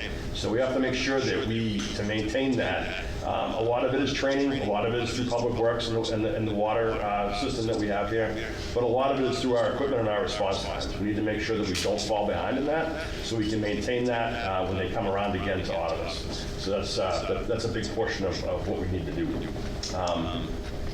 How we support Franklin's priorities. We protect lives and property through emergency response. We support economic development. I think a safe community brings people that want to live here. Just like great schools bring people that want to educate their kids here. A safe environment, safe community with good fire and EMS brings businesses that want to come here, people that want to operate here. I think that's really important. We enable safe housing growth and development. We provide critical public health services to our community.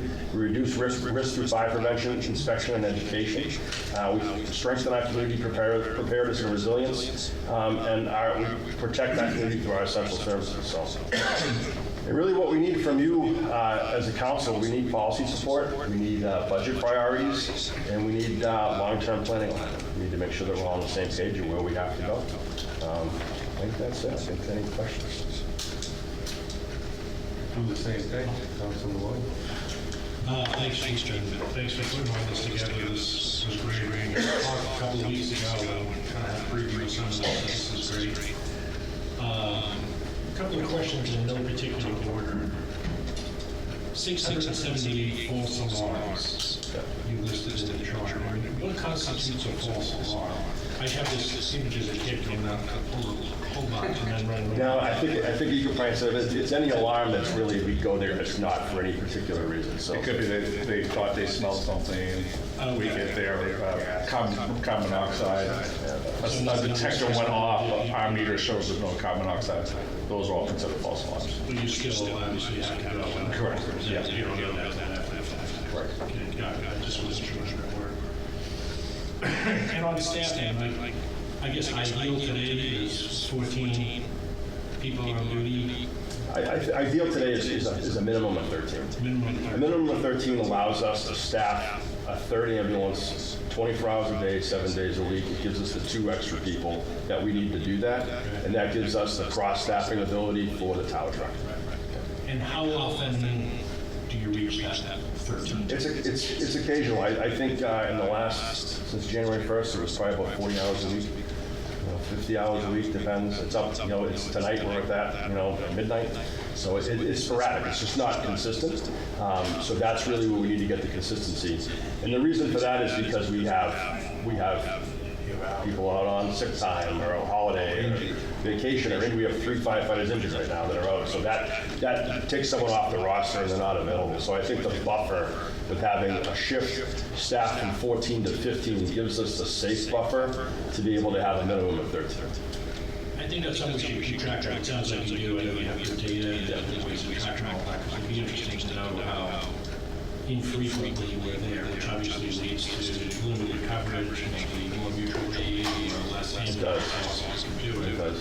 But I'm I'm sure at some point, and maybe it's below 11, then you've got to pull somebody in on overtime. We never go in below 11. So if we drop below 11, we order someone to stay from, they don't go home. That's what I'm saying. Essentially is what happens. Once you hit 11, then you Yeah. who are below that, you've got to bring people in, and I'm sure there's a cost associated with that unscheduled overtime. Yeah, there is. You know, kind of fits into the overall cost of that. Yes, and when we're down at that level, another piece of this to look at is that when you run it in a service level where you're always in a constant state of emergency, let's say, where these calls are coming in frequently, we will frequently call people in from home to try and cover the apparatus, which is very inefficient.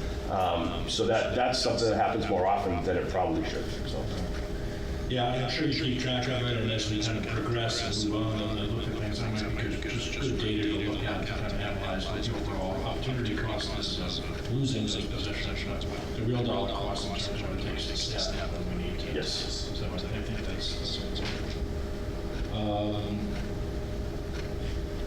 otherwise, I thought it was very impressive. Obviously, you're so busy. You take those number of calls per year divided by 52 weeks, or 7 days a week. You guys are hot on this. Yeah. No question. We are busy for sure. So, thank you and all you guys for what you do. Thank you. Impressive. That's it. Thank you. Three questions for you. And again, appreciate the information and sort of the presentation. You spoke about some of the facilities supported by $3.2 billion in grant funding since 2019, and your firefighters go in and do the grants and things they care about, which is fantastic. Would there be a benefit to having a more dedicated approach to seeking out grants? I think we take every opportunity that we can. I don't think there's a grant we haven't applied for. They're kind of limited to the main ones we do are the assistance to firefighter grants, which are the FEMA grants. So they're limited. So even as we scale up, as we talked about increasing call volume by roughly 1,200 additional calls over the next 5 years, but that grant number is not going up. No, probably not. I mean, it's through the federal government, so I mean, it's so it might go down. It could go down. That's a possibility. I mean, they're very, very competitive also. We've been extraordinarily lucky that we've received some of the grant funding that we have. We've even some of our funding has been through other communities. We've helped with regional grants, so that comes from that too as well. So I don't know that it will go. It'll go up. I mean, it could go down, but probably won't go away. Might go down. It might go down. Almost definitely go down. Okay. Thank you. And my third question around training compliance requirements of the ISO 1. Can you just give a little color for us on what that is, why that's helpful, useful, a worthwhile target? So it's really a metric to measure your department. It's comprised of a lot of different areas. It's comprised of how you are your staff. It's comprised of your response time, the investment your community has made in infrastructure. So it has a lot to do with the maintenance of our water system. And the ability to gauge how efficient the waterways are in our community for fire suppression. That really is what makes it up. A lot of it is training, how often we're able to train, and what we have for apparatus and what we have for backup apparatus. All plays into that metric. Typically an ISO rating, an ISO 1 department, a community that has an ISO 1 department can see lower rates of insurance costs and homeowners insurance. But it really is a measure of the investments that the community's made in the department and the investments that the firefighters that work there have made in themselves. So. I appreciate that. It's interesting if that actually may impact your home insurance. It's a possibility. I don't know how it's all measured out, but that is their forte. That's interesting. Yeah. And helping with that. Yes. So a good reason to maintain that rating. Okay, that's all I have. Thank you. Thank you. I also have some questions. So first question, can you keep making to your department? All in six lives saved from cardiac arrest. That's not a small number. It's definitely not. An incredible number of incidents here. All great. All right. So you had described reorganization and the addition of battalion chiefs. You mentioned that they are responsible now for kind of the residential fire prevention programs as well, right? You also said that in an emergency, they're the ones who are kind of outside the building. What happens if they're already deployed in the prevention? They have to leave it. That's the danger of having too many jobs at once. But they'll leave it, and we have our administrative assistant in the office, Tracy, who I like to say, and she wouldn't want to hear, she really runs the fire department, she knows everything. That she actually has a radio next to her desk, and she'll hear what's going on and say, oh, I can't. She'll make a phone call and say, hey, we're going to be late. I know a lot of realtors have probably gotten phone calls from over the years, but we eventually get to do the inspection. So we do our best to make sure we can accommodate that, but emergency services takes priority, so it is what it is. With an additional 4 firefighters, as you said, would some of those be shifts that people weren't doing, or not duplicative, but like additional roles, kind of maintaining? Doesn't really change it. The only thing that will affect is that we currently use, when available, our EMS captain's position, which is extraordinarily difficult to get things done when emergency calls come in. And we send that person to the hospital, which is not really the best use of a company officer, sending them out of town. So it's very difficult to have them. They're responsible for a lot of programs, our internal training and external training in the department. So that would be the only, if we had 4 more firefighters, that job would be able to be done consistently, and that would be a great improvement to the community. Yeah. Okay, that's wonderful. And yes, I realize that emergency always comes first. I was just wondering how that works when you have them already doing their things. Thank you. So we had this drastic increase in calls in the last 5 years, 25%. And also, I noticed you had mentioned, like since COVID, is that just like a time frame that you're giving here? It's just a time frame. Okay. Yeah, it's just a time frame. I will say that COVID has affected probably all emergency services out there. Our turnaround time at the hospital is much slower. We've all seen hospitals close. We lost Norwood Hospital. That a lot of times we'll have an ambulance go out and they'll hold the wall. So they'll have the patient on the stretcher and they can't turn over care and they can't leave them. So they have to stay with them for an extended period of time. That has affected some of our call concurrency, and that's not going to go away. It's just the nature of the business now. So that's really what's affecting a lot of that. Okay.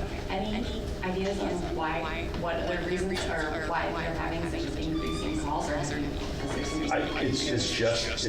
I think that we're the go-to.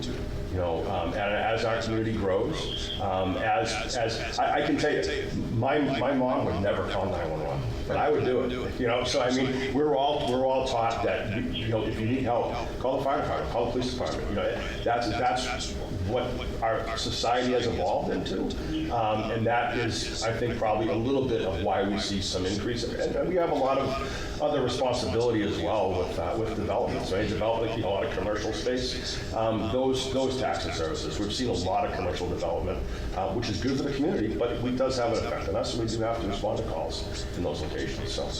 Well, and I think that's something to how the community views you all as a really important part of someone they can trust to call.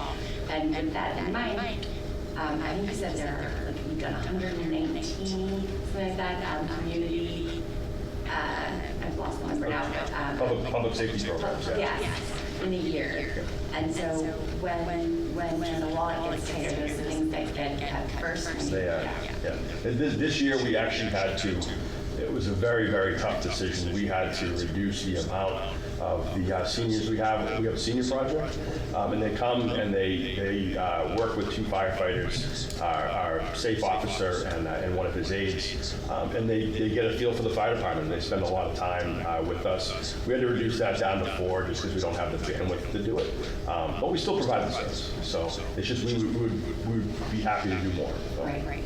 And was it your department or please, I've forgotten now, who used to or does when they can be, like Hersey's checks and things like that. Was that? It's the police department, yeah. Okay, I remember hearing about it the other day, and I couldn't remember which part it was, so sorry about that. Okay, and then my last question is, you had talked about facilities needing improvements or eventually needing more improvements to maintain safety.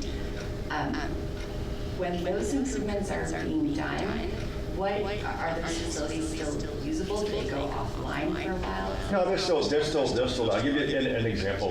Right now, we're in the process of upgrading through a grant our vehicle exhaust system. So when an apparatus is parked in the station, running that vehicle in the building is a hazard. So it's a diesel engine, it gives off exhaust fumes. So there's a way that those exhaust fumes are captured, and that's really kind of come of age in the fire service in the last 30 years or so.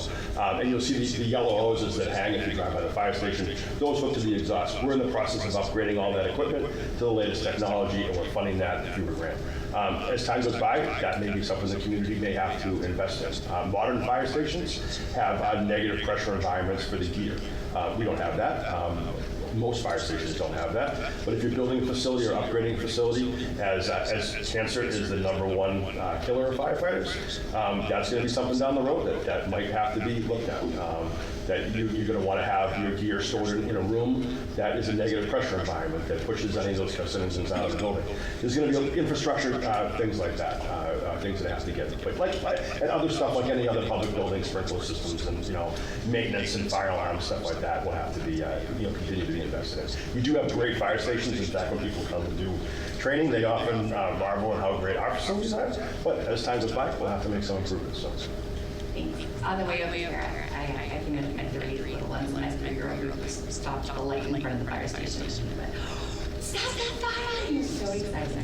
Well, bring them in. Well, today, I my can daughter bring said, them in. "We'll go Yeah. by sometime." And I was like, "Bring." Yeah. He was very excited. Last question, but then I wanted to just confirm. So, I think I saw that the budget is $8.44 million.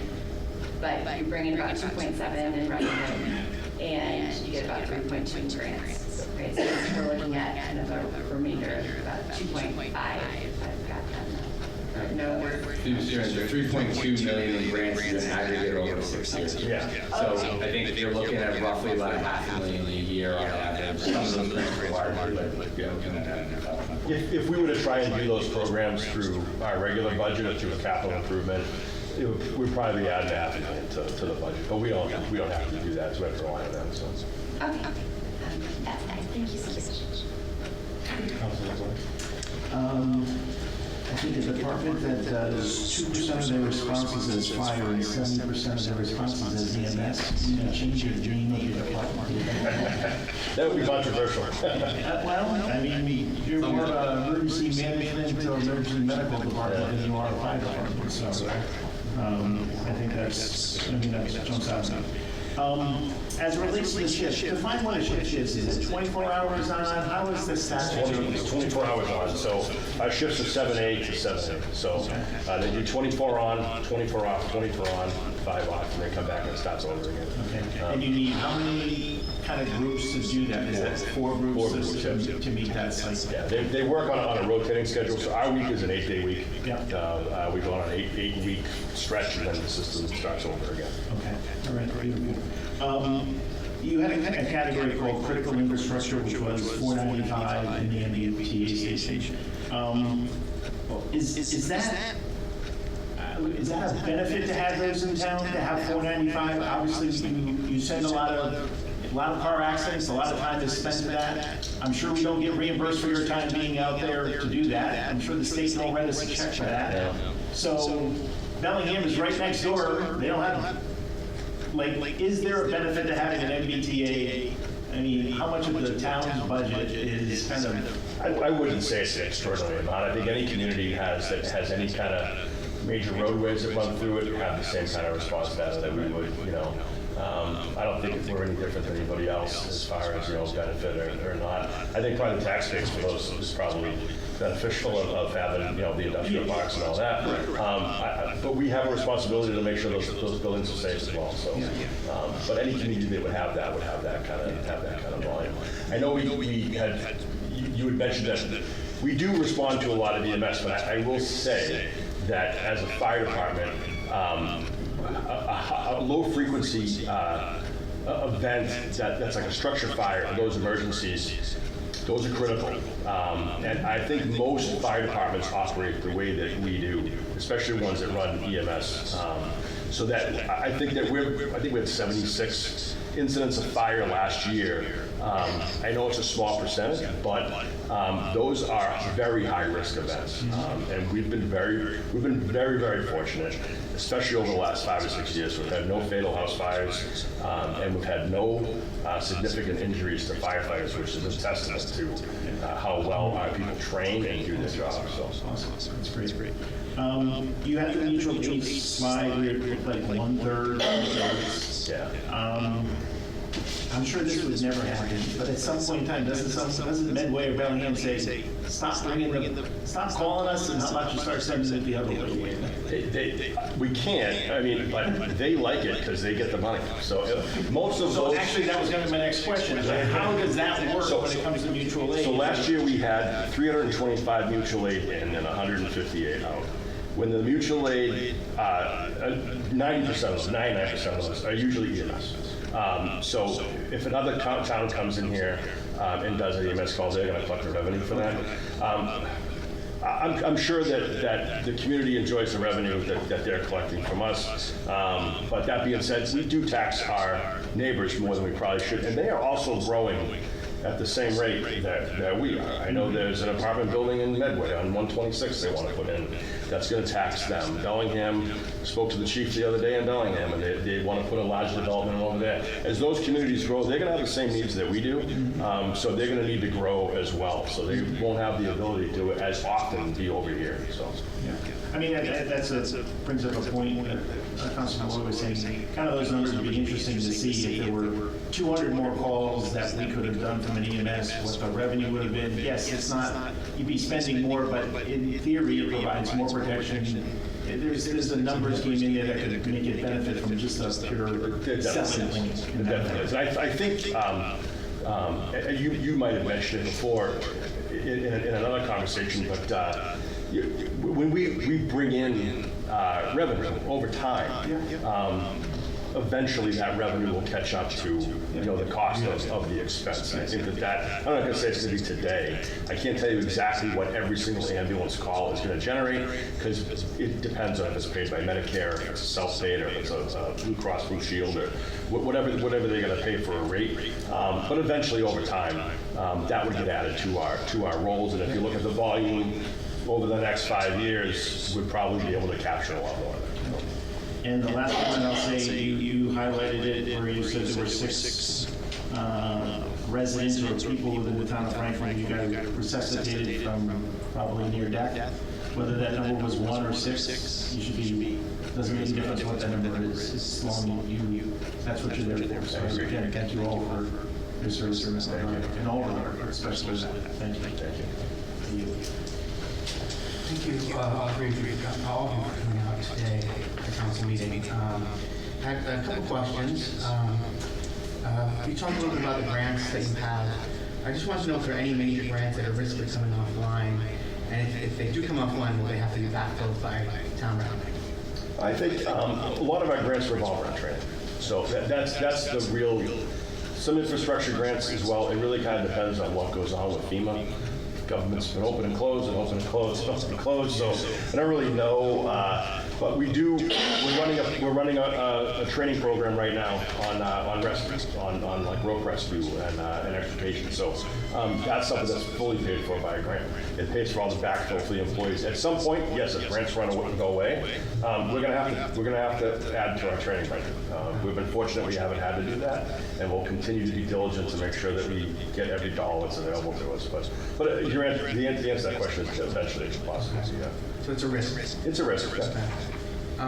You mentioned, I know we have the sort of the substation and the main department. You showed the leadership chart with the captain, lieutenant, and the firefighters and paramedics. How is the staffing split between the main department and the substation? So headquarters has a battalion chief, a lieutenant, and the rest is comprised of firefighters. Station 2, the King Street station, has what we call house captain.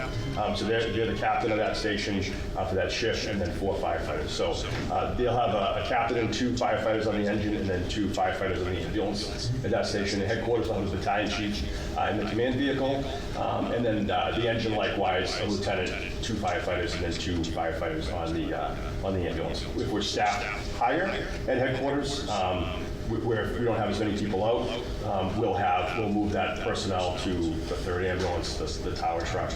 Again, that ambulance at headquarters cross-staffs the ladder trucks. So. Do the firefighters rotate between the King Street station and the main station, or are they just in one? We open up shift fitting so they can bid to the station. They rotate their position in the apparatus, so not everybody is on the ambulance every shift. Some shifts they're on it, some shifts they're off of it. So. You mentioned what is the average annual percent increase in calls that are non-EMS related? Is it, you said in general it's 4%? It's about a 4% increase year over year, and I think probably 76% of our calls are EMS somewhere around there. So you're right in the math. It's even. Yeah. The AMS and the non-EMS are all about the same rate. About they do, yeah. Okay. And how much of the increase in ambulance, if we were to increase ambulance service, how much could we cover through billing versus funding from the general fund? I think we talked about that with FinCom. It'd be almost impossible to say what it would bring in. I think eventually that ambulance would probably pay for itself at some point. You can see from the budget it pays about 35%. You know, a third of the department. I think you can probably expect that right off the bat. But you know, eventually I think it'll probably pay for itself over the course of the next 4 or 5 years. And then eventually, as the town grows, will there be a 4th ambulance, or? Yeah, I mean, it happens to every community, you know. Okay. How much of you mentioned your ISO class 1 status, which is really great. I commend the department for that. But as the town continues to struggle with revenue to fund the department, and considering the current staffing, response time trends, how close are we to a point where recertification might be at risk? We're very close. So we make ISO 1 by a point, quarter point. I mean, it's not by much. It's not by much. I think that the dangerous spot we are is probably response time. And then if we don't continue to invest in, you know, infrastructure and water mains and stuff, that would probably hurt us down the road. Training is a huge piece of that as well, and maintaining our training, you know, courses and stuff we put on really help keep that number where it should be. So, do you see, you know, the town's revenue picture going, you know, forward in the next 5 years as making a difference in that certification? Yeah, I think if the town doesn't have enough revenue to fund public safety, we will lose our ISO rating. That's not a fast stretch. Okay. And finally, you know, we talked about the budget situation for the fire department. You know, I think we had a private conversation. You said, you know, there's only so much you could do to be more and more efficient until something gives. You know, how much more can we sustain until something gives? And if something gives, what will that look like?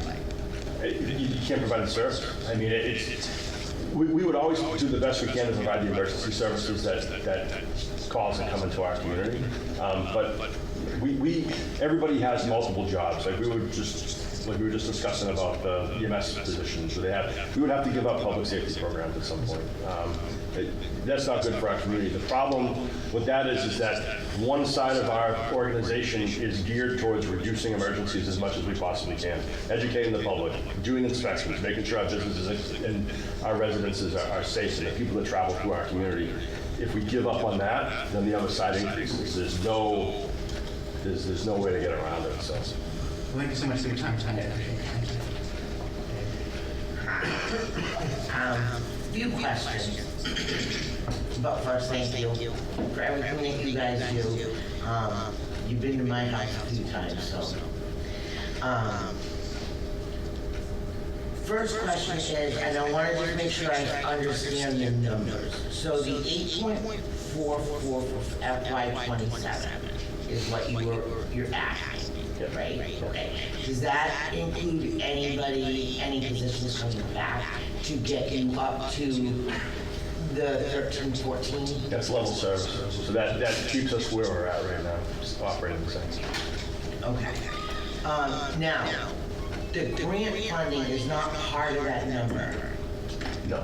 Okay, so that grant funding is above this for those specific things that, Yeah, so when we go and ask for capital improvements, like 2 years ago, we didn't ask for a vehicle exhaust system replacement, which would have been a couple $100,000 because we were able to fund that in a grant.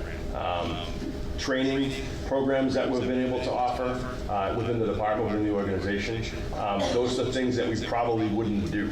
So we would not have, we would not be able to train our staff, properly or continually. We would see an effect in it overall in the organization over time, but those grants do not provide money that's directly used in our operating budget to offset costs of personnel. It's really to offset costs of expenses outside of that. So. okay. I just wanted to clarify that because I wasn't sure, so I don't want anyone thinking that that's part of that. All right, so then I did some math. So I want to understand, if you get an 8.44 budget, and I did 35% for ambulance, is roughly 2.9 million.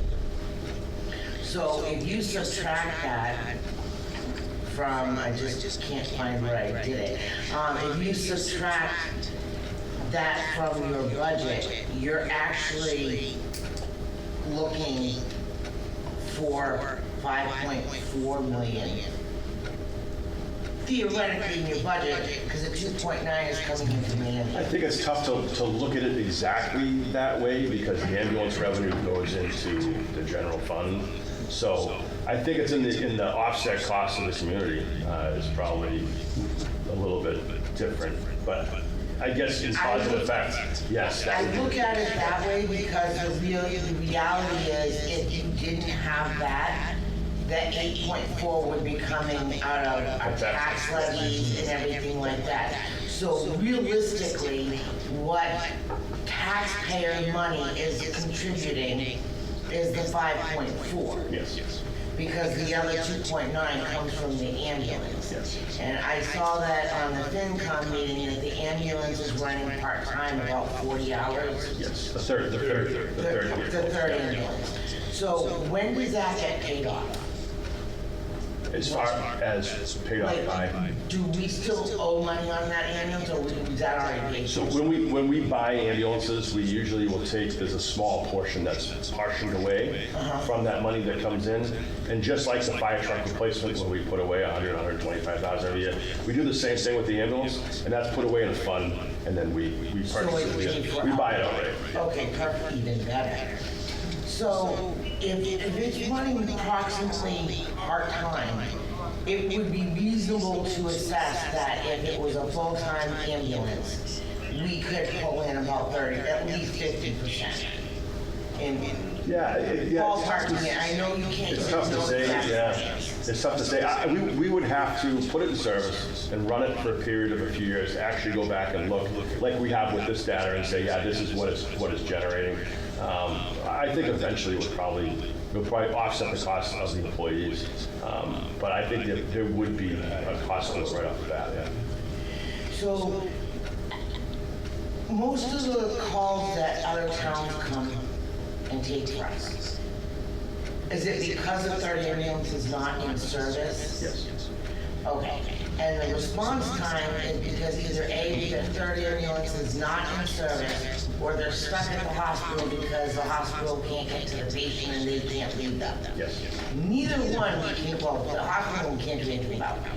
So the way I'm looking at it, if there was a way to get it in full-time, we would increase it because we wouldn't be having to call the other towns in.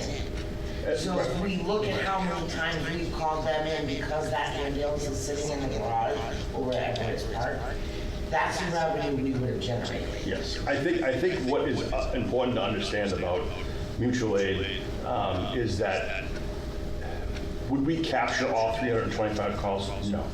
Because if you look at our call concurrencies, there are times when there are 4 or 5 calls. So I think it would be unrealistic to say that we would capture every one of those. I think it would be more realistic to say that if we've given out 158 emergency responses, we would probably take in 158 emergency responses. I think that would be more prudent way to answer that we would probably be a little bit more equal in our mutual aid, a little bit more mutual. So we could respond more for them. We would, and truthfully, sometimes we respond more for them because they're here. So, I mean, there are times our ambulance is leaving the hospital and we're going to Norfolk because Norfolk is doing a call for us. That is how mutual aid works, though. That is the design of the system. But I don't want you to be under the impression that we would respond to and do 325 more calls. That may not be the case. No, and I get that, and I understand the concept of mutual aid, is just to make sure that every town has somebody to respond when people need you, and you work as a team, even though you're from different towns. The idea is we didn't have to call them in, just because it was sitting parked, because we didn't have residents. That's where I'm coming from. I get they're still gonna happen, because if they're already out and somebody else decides they need an ambulance, we're gonna have to call in another town.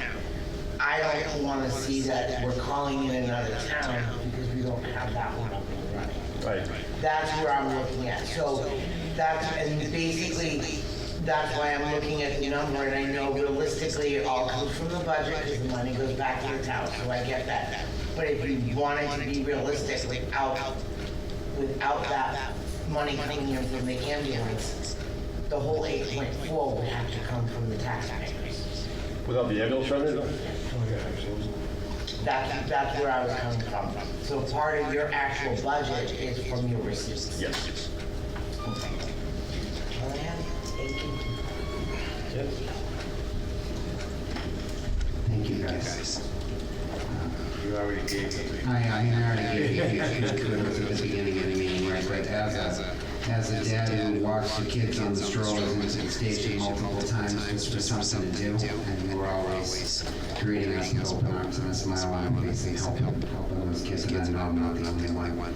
I was really glad to hear the explanation a little bit more in detail about battalion chiefs, because they're not administration, right? Just to like get that misnomer out there, like those men and women are truly frontline folks that are responding to the emergency. They're managing everything if need be. They're going in, they're participating.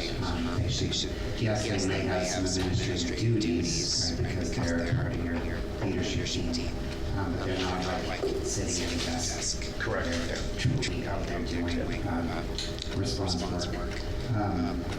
I happen to deal a lot with your battalion chiefs with smoke detector inspections, but I wonder if you could just talk to the public a little bit about if you're not selling your house, right? Because I see this a lot when people are often very surprised that, oh, I have to bring my home up to code with the new types of smoke detectors that talk to each other and have, carbon monoxide and everything. It gets super confusing and people are like, well, I've had those for a long time and they work fine. But so could you just briefly, I know I'm running long, but maybe just for the public's education, what is it that they need in their house? So every year we have in Fire Prevention Week, we ask people to check their smoke detectors and make sure they operate. You shouldn't have a smoke detector or a carbon monoxide detector that's over 10 years old.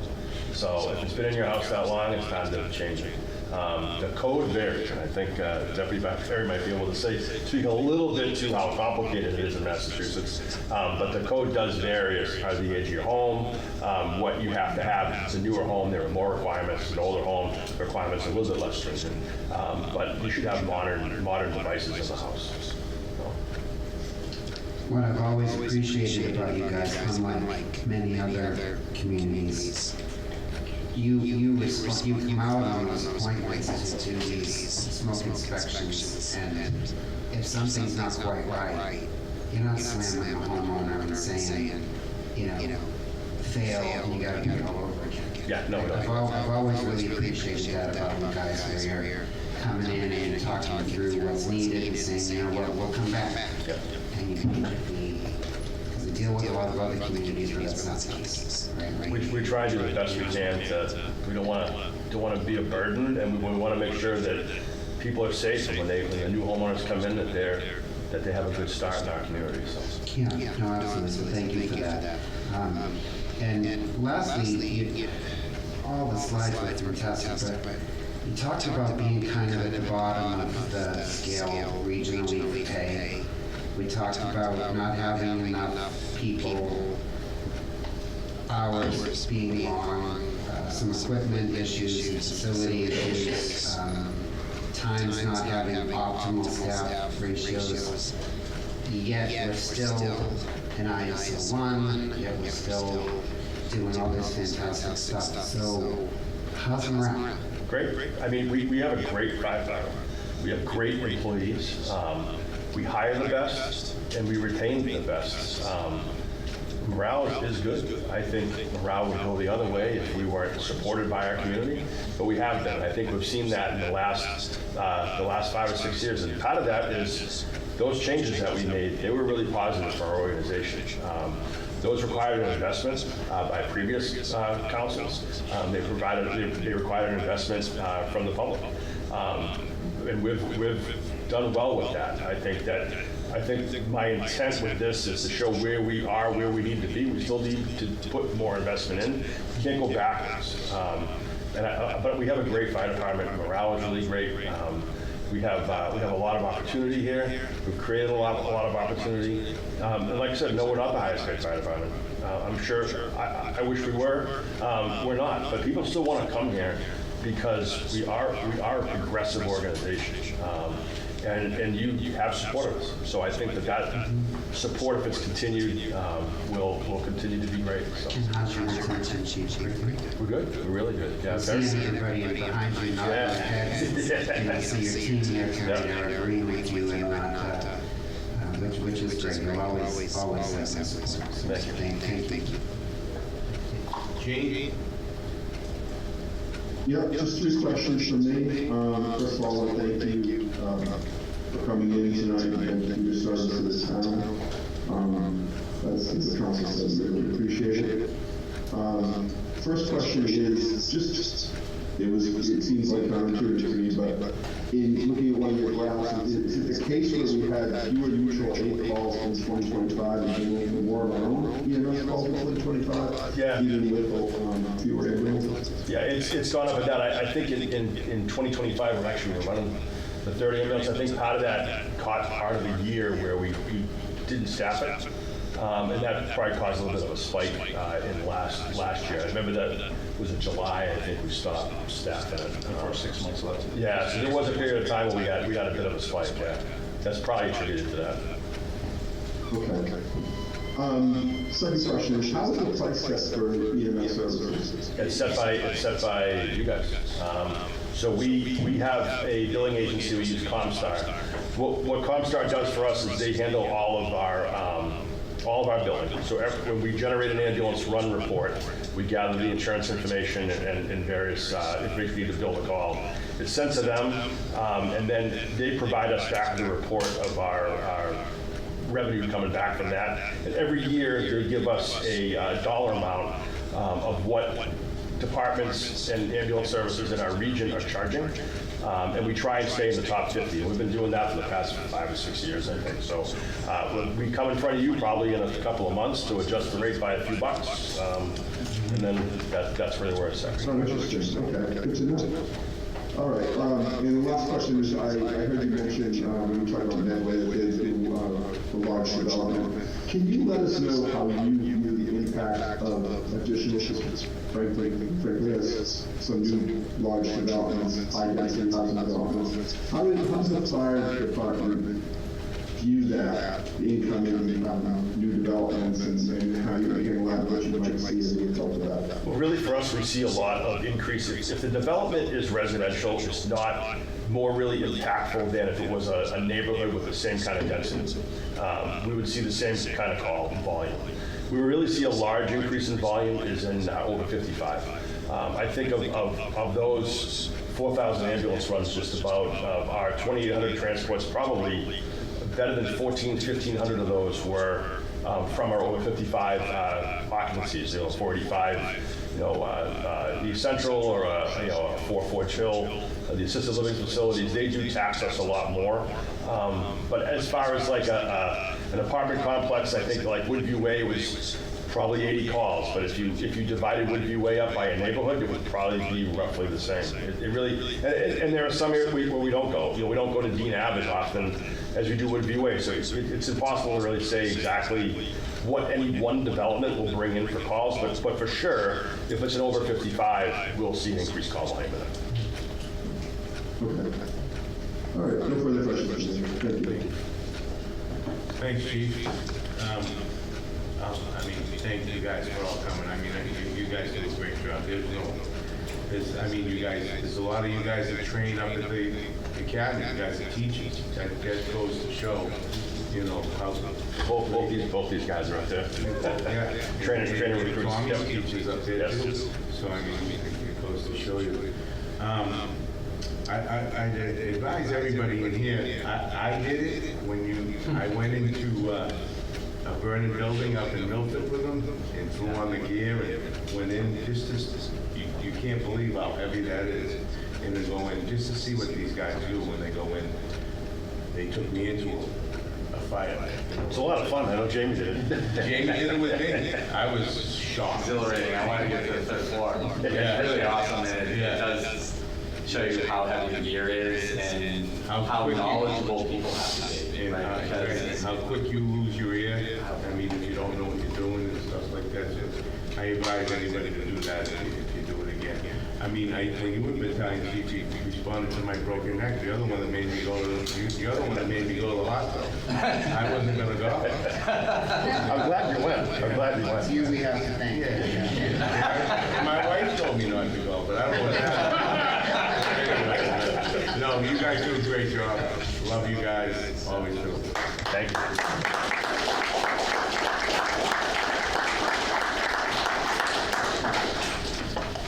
Got anything else?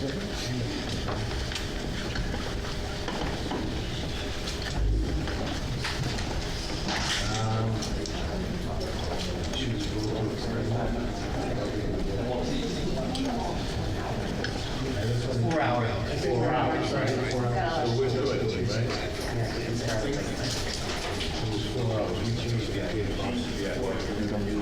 Yeah, right. I remember that, Mike. Now he's bringing it back. That's why I changed it. It doesn't have to start at 6. Close 4.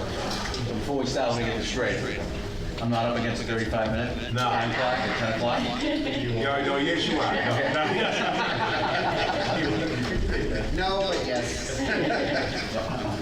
I'm well aware of the time.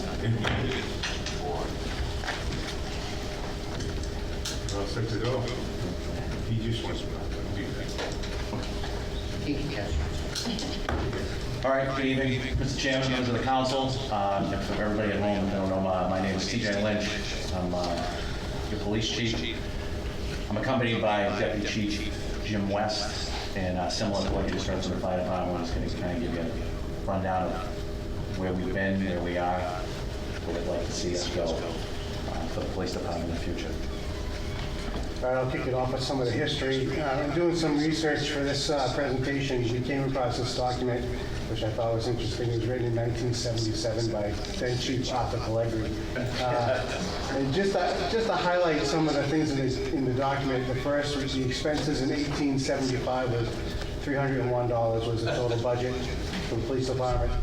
In 1886, one officer served 11 months, in which he was paid $550, and the total yearly expense in 1886 was $803.29. In 1889, there was 15 special police officers and several constables, and that's when the term cop became popular, which stood for constables on patrol, for those who didn't know that. I didn't. Thank you. 1904, the budget has skyrocketed to a whopping $2,050. In 1907, we had 3 full-time officers and 20 special officers. And in 1914, we increased to 40 special officers. The last paragraph here, well, 1977, when he wrote this, there was 28 sworn officers with 10 admin or support staff, 1 chief, 1 lieutenant, 7 sergeants, 19 officers, 1 admin assistant, 1 meter man, 4 matrons, and 4 dispatchers. In the last paragraph, I'll just read, it says, in view of the gradual growth of our local department, it is not difficult to predict the constant and necessary increase in personnel, equipment, and training essential to the protection and assistance of the residents of the town of Franklin. Future historians will no doubt one day refer to the, quote, old days of the 70s in the Franklin Police Department's history. So here we are, 50 years later, talking about the 70s. So I just thought that was an interesting tidbit.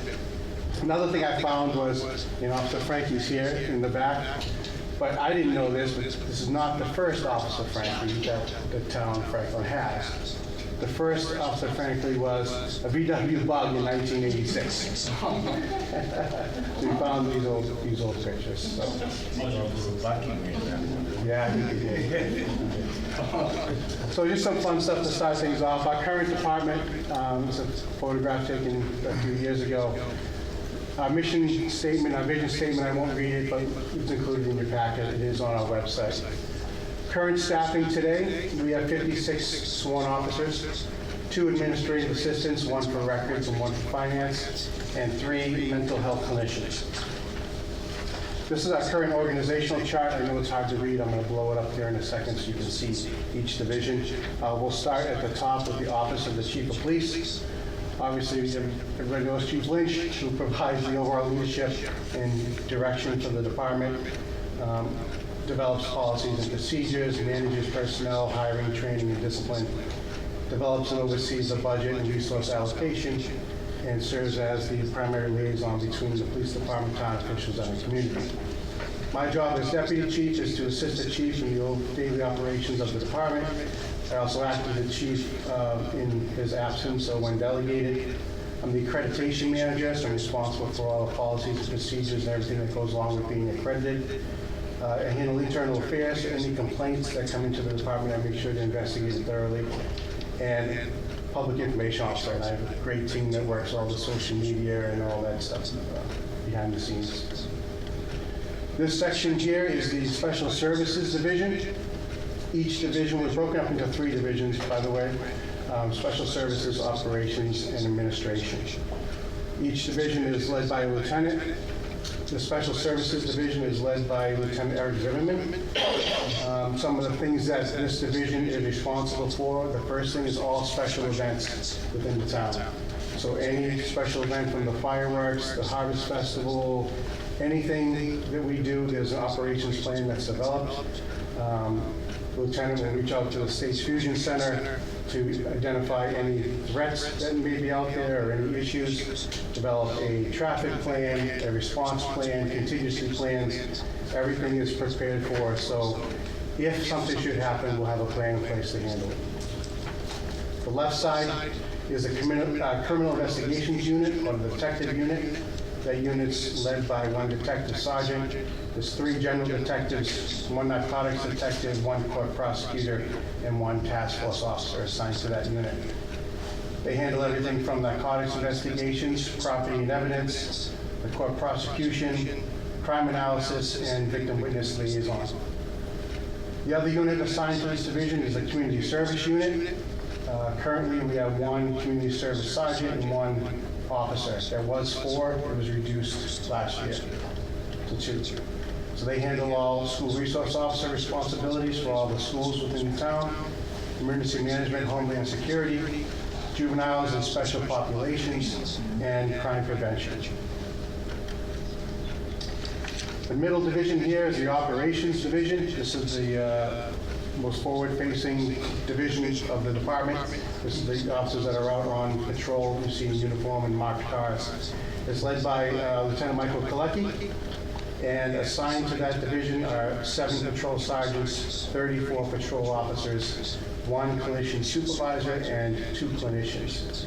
Those 34 patrol officers are split into 2 groups, a group and a B group, 17 each, for the 4-on, 4-off. So 17 are on, 17 are off, and they rotate every 4 days. Responsibilities for this unit are obviously patrol, traffic enforcement, bicycle, K-9, warrant unit, armory, awards, fleet management, accident reconstruction, domestic violence follow-ups, Problem-oriented policing, or the POP unit, what that is we don't have anybody assigned to that right now, but they'll handle anything that might be an issue that needs a little bit more investigation but hasn't really rise to the level of detective. Community nuisance type things, they'll be able to dedicate the time to go out there and handle it. Special officers, traffic control officers, clinicians, drone unit, motorcycle unit. And I skipped Metrolec. I just want to hit on that briefly, what Metrolec is. It's a regional team that is responsible. They have a bunch of different units within Metrolec, including SWAT, motorcycle unit, mountain bike unit, detective unit. They have a cybercrime or computer lab, command post, drone unit, and peer support unit. So we pay $5,000 a year to be a member of Metrolec, and we have to dedicate 10% of our staffing to be part of different units. And for that, we get all of these different resources should we need them. One example of one we just used was the funeral for the Uxbridge officer that we had in town. We had the support of command posts. We had 2 actually. We had the motorcycle units who were able to escort the buses of officers from the industrial park down to the funeral. We had drone units that were right outside of our command post that we could see operationally. You could see how the traffic was flowing, how everything was working from the air. And we had a SWAT QRF on standby just in case we needed it, because with that many officers in town, it's a target. So the cost to the town for that was zero. All those assets came in. The only thing we had to pay is any overtime for officers assigned if they were assigned to one of those units for those individual officers. But everybody else didn't cost us anything. Operations division, these charts here on the chart on the left just talks about how many officers are scheduled per hour. You'll see it starts at midnight at the top. We have 9 officers scheduled, and it goes all the way down, you'll see, to 11 o'clock at night. And the third column is the minimum that we will drop to before we have to hire overtime. So it's a minimum staffing. So if there's 9 scheduled, 4 can take it off before we get down to minimum. The last column, anything in green, means we have at least 2 officers over the minimum, is where we want to be. And anything in yellow means we're below that. We only have 1 officer before we have to create overtime. The bar graph on the right just shows anything in red is the number of officers scheduled per hour, and the blue is how many sergeants scheduled per hour. You will see that a little heavier in the evening for patrol officers. That's when more calls typically will happen, the more serious type calls, people coming home from work. And also during the day shift, the shift is augmented a little bit with like command staff is around, detectives are around, community service officers around, so we can assist during the daytime as well if needed. Here's some graphics, just some crime trends.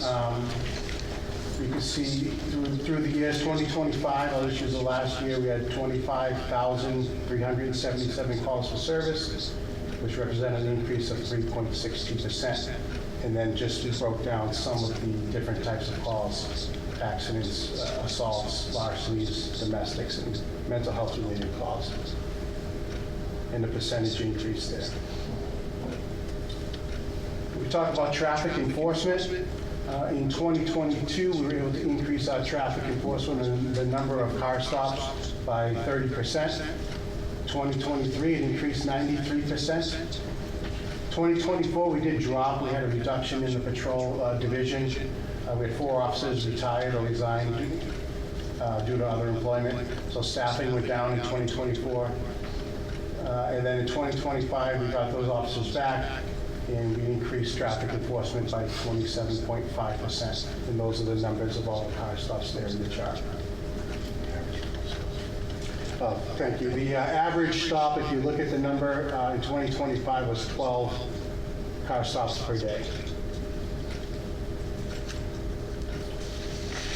The mental health program, clinician program, some of the numbers that the clinicians are responding to. 2025, they responded to a total of they had 948 interventions. 44 of those were arrest diversions, which means they could have been arrested, but the clinicians determined that, other services were better for that particular person instead of an arrest, which is really what we want. And then the last one, 142 of those were emergency room diversions, where we may have Section 12 them or sent them to the emergency room, and the clinicians worked with them and with the families to get them services in diversion programs. Use of force data in 2025, those are all the use of forces we had. We had 12. Out of the 12, 3 of them were hands-on and physical restraints, 4 firearms displays, 4 taser either uses or displays, and 1 restraint chair. For those who don't know what the restraint chair is, it's a chair in our cell block. If someone's, possibility of creating self-harm to themselves, we don't have the luxury of a padded cell. We have to put them in this restraint chair, which is soft restraints, put them in a chair, and they're secured without, they're softer restraints and they can't hurt themselves. 2026 so far, we've had 3 uses of force, 1 physical hands-on, 1 firearm display, and 1 taser deployment. All this data, by the way, is on our website, and we keep it updated. And finally, the administrative division is led by Lieutenant Jason Riley. Within that division, there's 1 administrative officer who assists with firearm licensing and accreditation and solicitor permits. We also have assistants for finance and assistants for records and public records requests that we get to the department. Some of the things that this division is responsible for is facilities management, budget and payroll, details and traffic officers, communications, purchasing, firearms licensing, scheduling, grant management, records, information technology, training, and recruitment.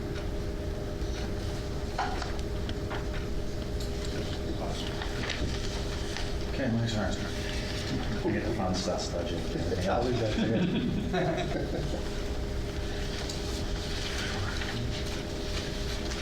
Department staffing, history, number of sworn officers. This goes, it's 5-year increments starting in 1990, where we were at 31. Happens to be the same year that we moved, or 1991, we moved into the current police station on 911 Panther Way. 1995, 1 year before I started, we were at 32. I've talked about it a lot, that in the year 2000, we were at our top 50 and budgeted for 54, but never got there. And then you see the slow decline that occurred. 5 years later, in 2005, we were 47, 2010, 46. When I took over as the chief of police on July 1st of 2016, we were still at 46. We ended up increasing in 2020 to 54, which actually means it took 20 years to actually get to where we were budgeted for 20 years previously. In 2025, we had 58, and obviously today we lost 2, so we're at 56. These are comparisons. So here's the thing. How do you know your police department's doing a good job? Well, we're in the top 10 safest communities in the United States of America almost every year for a community or city over 25,000 residents. So that's one metric, so you can go with that. We're accredited, so you know that there's something there. People, you can talk to people, you can look at the community, National Community Survey, public safety, both fire and police did very well. But how are we, as we compare to other communities? So on the left-hand side, you'll see the name of the community. We didn't just pick these out of a hat. These communities are one of the 18 that the GovHR study that the town did for when it came to pay for non-union employees. They used 8 different metrics to basically come up with the most similar communities for the town of Franklin. These are also the same communities that are used by our Human Resources Department when they do collective bargaining comparisons. So you can basically see what the different departments have. This is all 2025 data as well, fiscal year 25, what the data is. So the average for these agencies in police service for police is 61.5, with the median being 59. This is their budget. So these are the same communities, fiscal year 25. Again, the same communities on the left, what their populations are, the community's total budget, which includes everything that they have for a budget, and then the police budget. To make sure it's an apples to apples comparison, if the community, such as Braintree, has a harbor master, I pulled that out, because we don't have a harbor master. If animal control was in their police budget, I pulled that out, because animal control is in its own budget. If they paid for their cruises out of their expenses, I pulled it out, because our cruises come and are paid through the capital program. If they had dispatchers, because ours was, we have the MEC, I pulled it out. Here's the numbers. So the average of those communities, their budget in fiscal year 25 was 8.9 million. We're 1.6 million below the average. If you want to take the median, it was 8.5. We're 1.25 below the median. So I think it's been said, the market basket? More for your dollar. More for your dollar. We're being named as one of the top safest communities in the country on a regular basis and meeting a whole bunch of other metrics, and we're doing it for less money and with less people.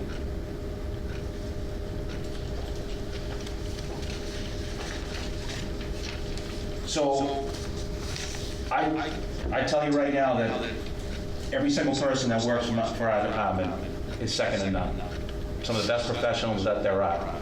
Back in the mid-90s and 2000s, we were basically probably in the middle to the upper third for pay when compared to similar communities. These are the same communities. This is a patrol officer top step salary, and you'll see that Franklin is second from the bottom.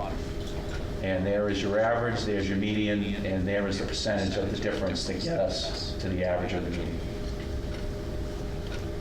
And these are our sergeants, our supervisors, our first line that are out there making sure that everything gets done the way it needs to be. Indispensable, and they're dead last.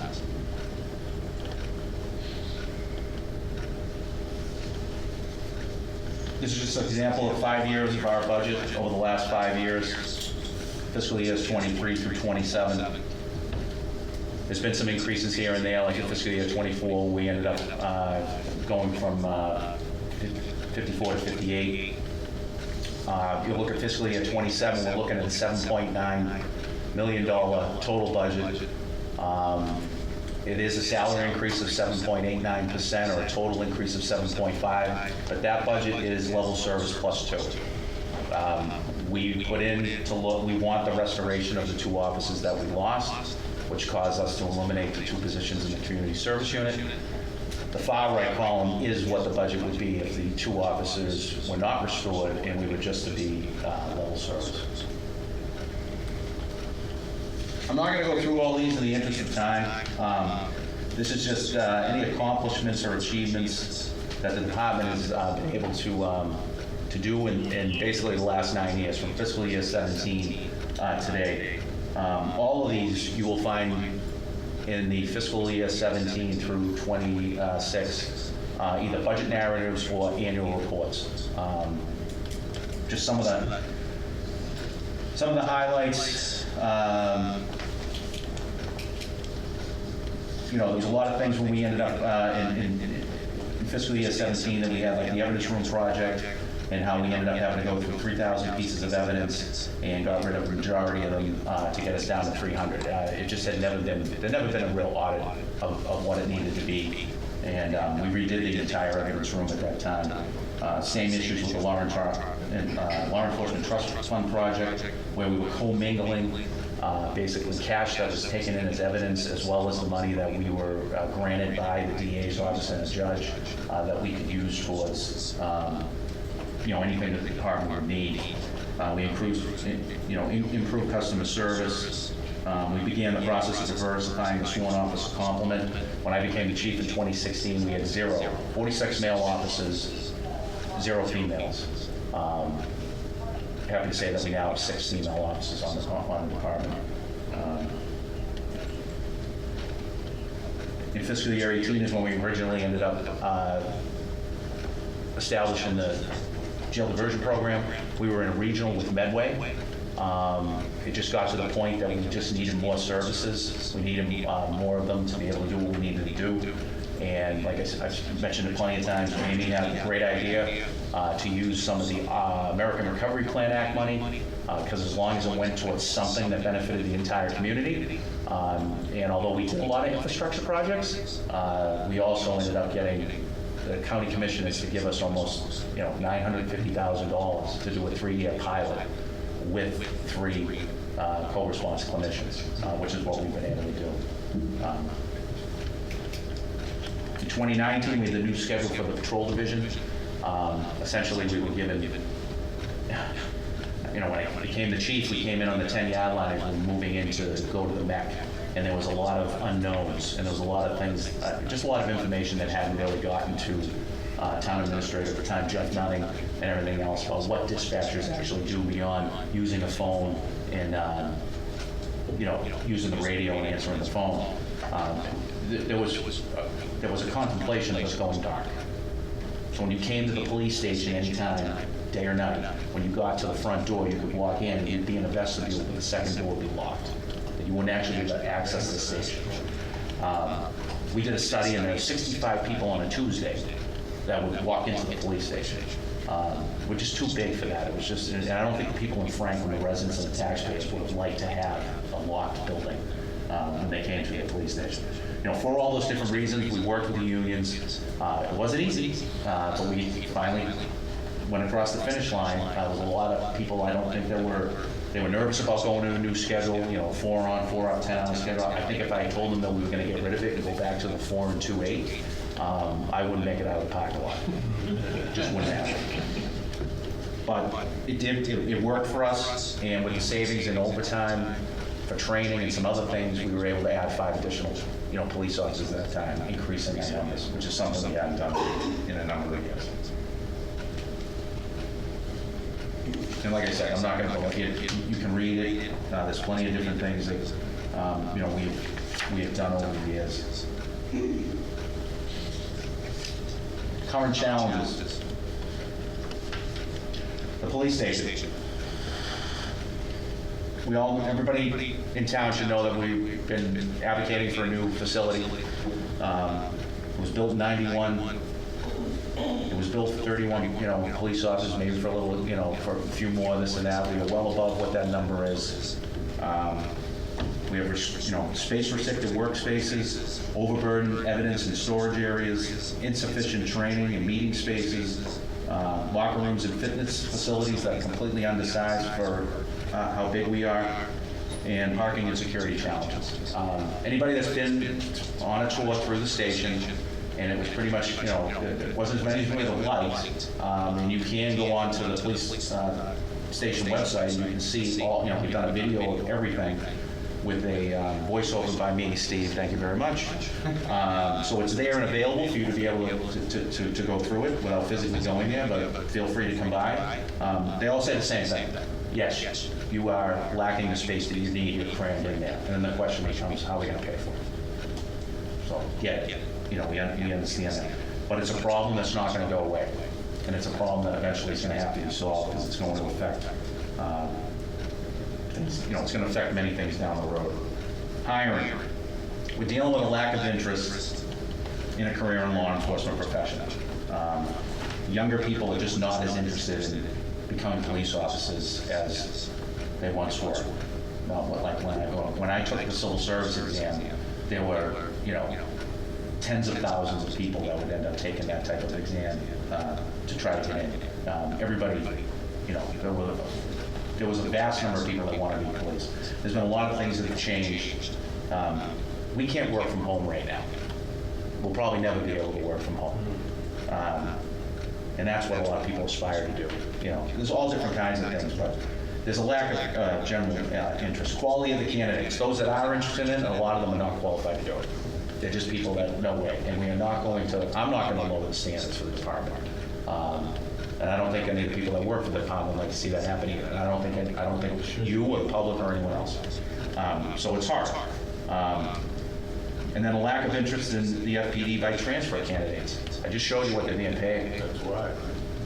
So why would somebody want, literally, why would they want to come here if they can make $8,000-$10,000 working somewhere else? And then, of course, the current police station not being what it is. So our schedule's great, and it's been a windfall for us, I think, to be able to get people to come. But as the pay discrepancy continues to advance, and we're in an antiquated facility, it makes it hard, which all comes to retention. How do you keep them? I'm not seeing a groundswell of people leaving, but as that divide continues to grow,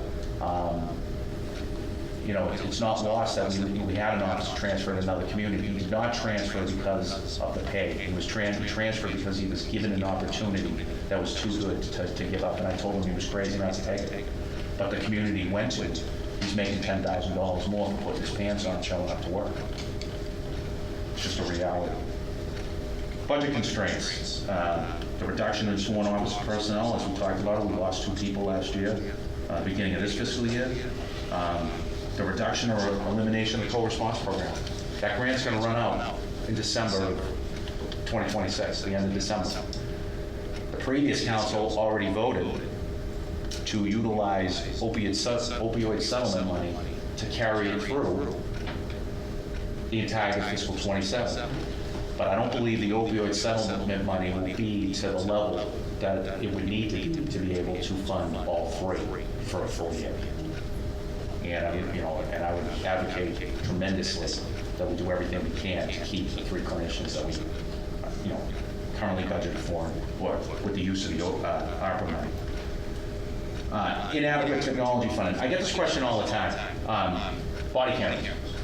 People ask, body cameras. You want body cameras?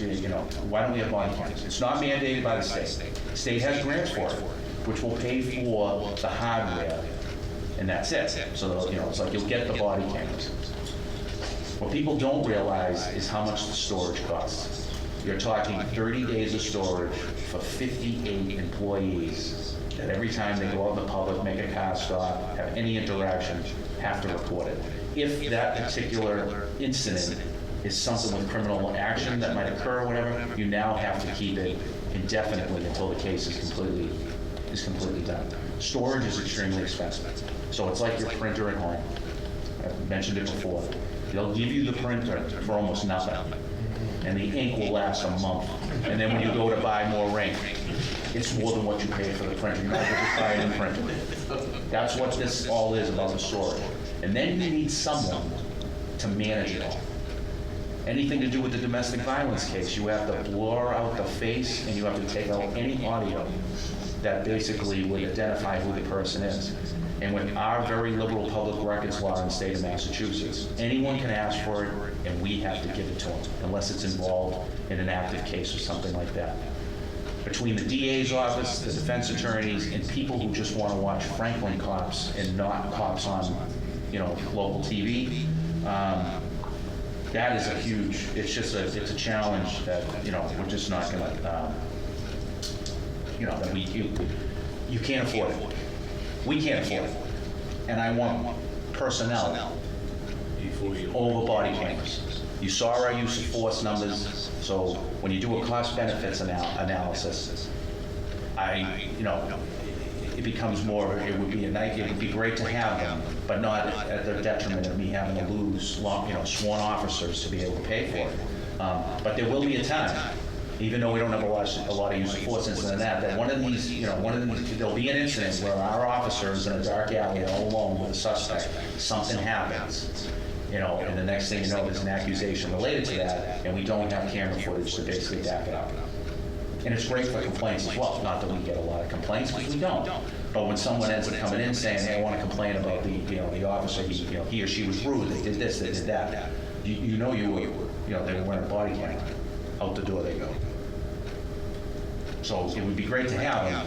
It's just not for the expense that we may end up losing, officers.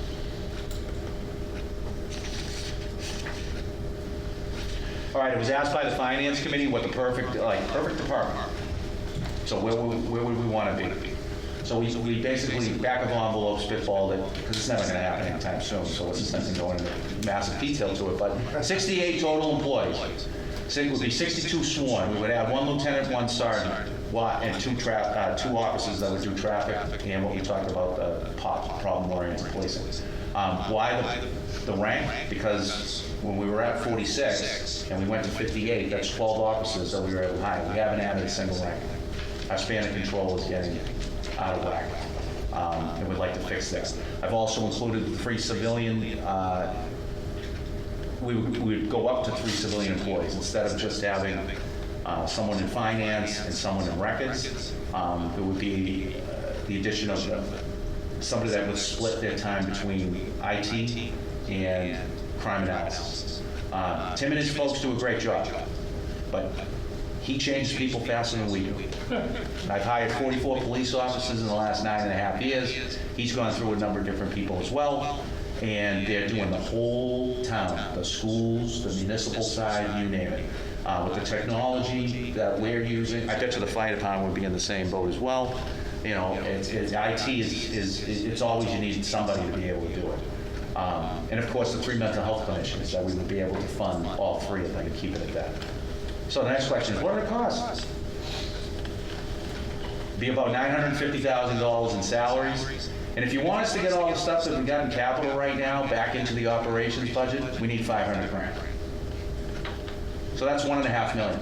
It's interesting too that if we did all that, we'd be at the average. And imagine what we could do with the added personnel and everything else. Just throwing it out.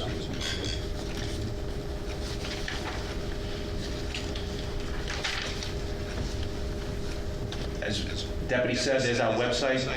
It's chock full of information. If you ever want to know something or you're interested in something about the police department, check out the website first. It's a good chance you're going to find the information you might be looking for. If you can't, then by all means, call my office, and I'll be more than happy to. And this goes for everybody, public included. And lastly, I just wanted, I said it before, but I do have a number of the offices here today. If you're with the department and you're sitting down, please stand up. This is just a sampling of the men and women that work for the department. They work for you. As I said before, they're the best of the best. Just as Chuck says, I'd love to be able to pay them what they deserve. They don't deserve to be in the bottom where they're at. And don't know what the answer to it is. That's your kind of issue, I guess. But just wanted to make sure that they're recognized. Like I said, I wouldn't trade a single one of them, and I think that we're as good, if not better, than any other department in the Commonwealth because of their work.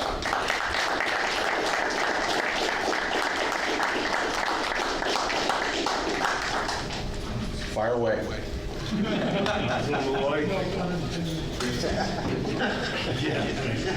Please don't. Thanks, Chief, and thanks, everybody. Very welcome. A couple of questions. The funding for the clinicians, can you go over that again? All right, so the American Recovery Plan Act, part of like the stimulus due to COVID. Yeah, so we had the CARES Act money, which was right at COVID. I'm sorry, just a second, I get that, I know what that is. I'm sorry. When does it expire? And Halfway through fiscal 27 on December 31st of 2026. This coming fiscal year. this year, So half the going fiscal- into fiscal 27, is there funding? Yeah, the previous council, That's what I heard. yes, they ended up taking it, so there's opioid settlement money. And it's only certain things you can use the opioid settlement money towards, and one of the first ones is clinicians, co-response programs, JPs, which is a perfect use for it. The money that's in there now, at the time that they voted to do it, there was enough to fund all 3 of them through the end of fiscal 27. So we're good for fiscal 27. And I believe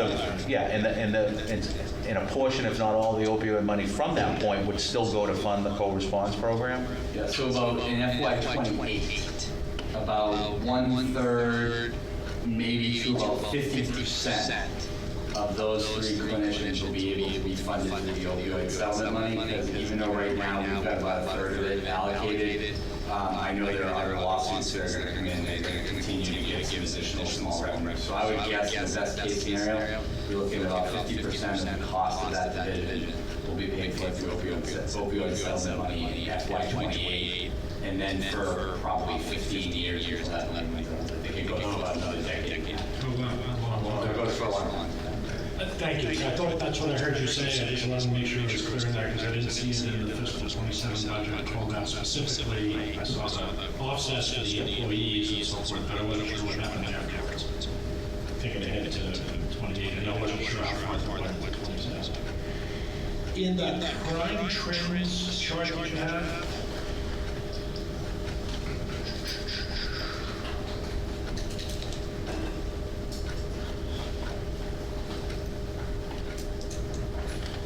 can you talk about the 2025 mental health related category at 948 versus 369 just a couple of years ago?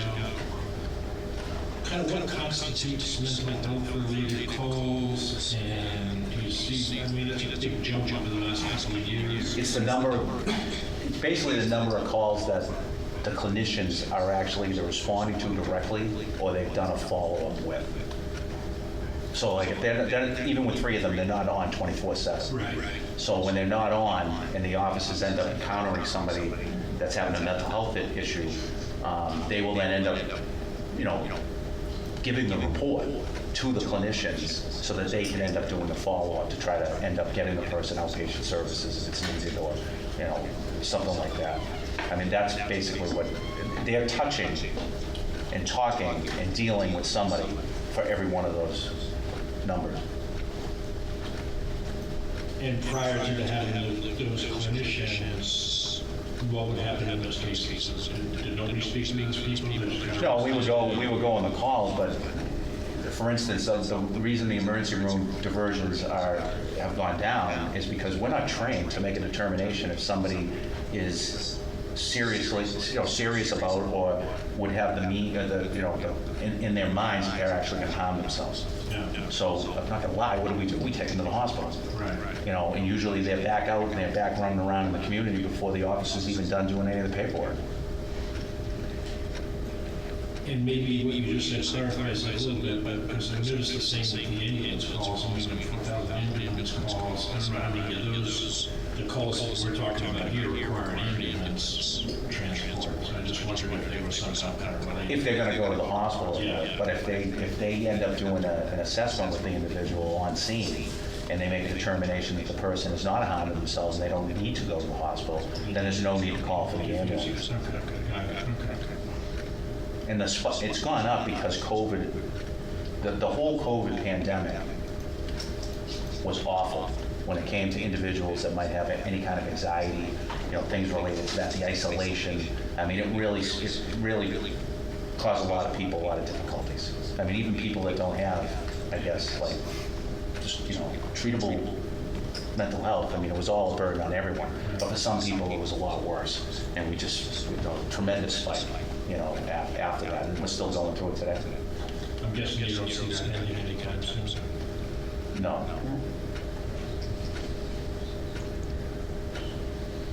A couple of other minor questions, but for the sake of time, I'll just drop it there. So, thank you. Just one question. One question might be straightforward because I think you actually addressed a lot of it. I just want to, in your comments, I just want to give you a little chance to speak to it more directly. Point out the fact that Franklin gets very strong ratings for safety and for all the good work that you all do. And that we generally are getting more for our money, and have been doing that historically. And then you also point out the requests and needs, what an ideal department would look like. But I think the question has to be asked. Sorry. I don't know if it has to be asked. I think some people might ask the question, why shouldn't we just keep doing what we're doing? If we're getting all this bang for our buck, and it's working out, why can't we just stay where we are? And I would answer that, and then talk to your peers who are complaining all the time about the fact that traffic is terrible in their neighborhood, or any number, or the mental health related calls for service that are going up. things like that. It's just, we're able to do what we're able to do, but we're at that point where we're not going to be able to do, anymore. We've already seen what happened with the decrease that we had with just the 2 officers. I will never advocate for going below 34 patrol officers in the patrol division. It's a necessity for the call for service volume. You saw the minimums, where they're at. I mean, on the overnight, there's 4 police officers and a supervisor for the entire 27.5 square miles. That's what we have right now. Even going down, but it's not a. And again, those metrics. It's great to be acknowledged that we're one of the safest communities. But what the insurance companies that end up putting that together, they were looking at 6 NIBRS, matrix. One's murder, one's rape, one's aggravated assault. There are 2 property. I can't think of the other ones, and there's 2 property crimes. Which is usually where we end up coming in there. But that's not capturing all the other stuff that the department has that we're dealing with, whether it be in the schools with the limited SROs that we have, whether it be all the mental health related issues, any other crimes that they're investigating or coming across, the motor vehicle accidents, things like that. It's not capturing any of that. It's great that violent crime wise, we're doing real well, but it's not capturing everything. And I think I would probably add to that that's all based on where we are today. And as we, if we're not able to keep up, even with the level of funding that we've had, if we're not able to continue to go at least on a commensurate level, there's a real possibility that you see that there would be an impact to your ability to keep us safe. Oh, absolutely. And part of the thing isn't that people were asking for the pie in the sky, like we would like to be. Yeah, it's not going to happen. But it's also part of this whole exercise was we need to stay where we are. We need to get to 2 officers back. We need to be at 58 and somehow stay where we're at. People also ask about the police station. There's no. Do we need it? Absolutely. Do we need to solve the structural budget deficit affecting the operations budget for the town? Absolutely.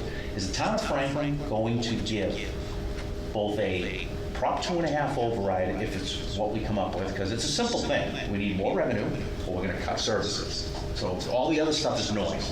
Revenue, or we're cutting services. It is what it is. The rest is noise. So if we're, and how are we going to get revenue? Whether it be a Prop 2.5 or not.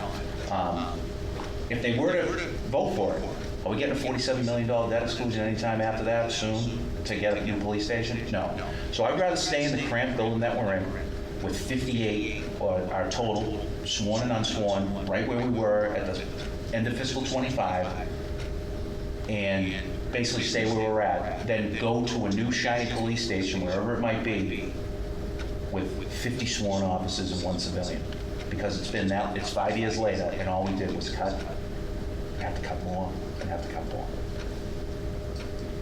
But this exercise was give us back what we had, and then if we could stay at that, I think we'd be fine. And then, I think it's an excellent exercise. I appreciate you. No, I'm just. It's helpful to have that context, and it's really helpful to hear you speak to why focus is on the personnel as opposed to stuff. Appreciate it. Thank you. You're welcome. Thank you all of you very much for all the work you do, and all of you have been in this room to pay you for it. So, also, I was going to make the same comment that Councilor Zergy made about how there is, the narrative is you're getting so much bang for your buck, right? We're doing so many great things with so little money. I feel like that is 100% true, and also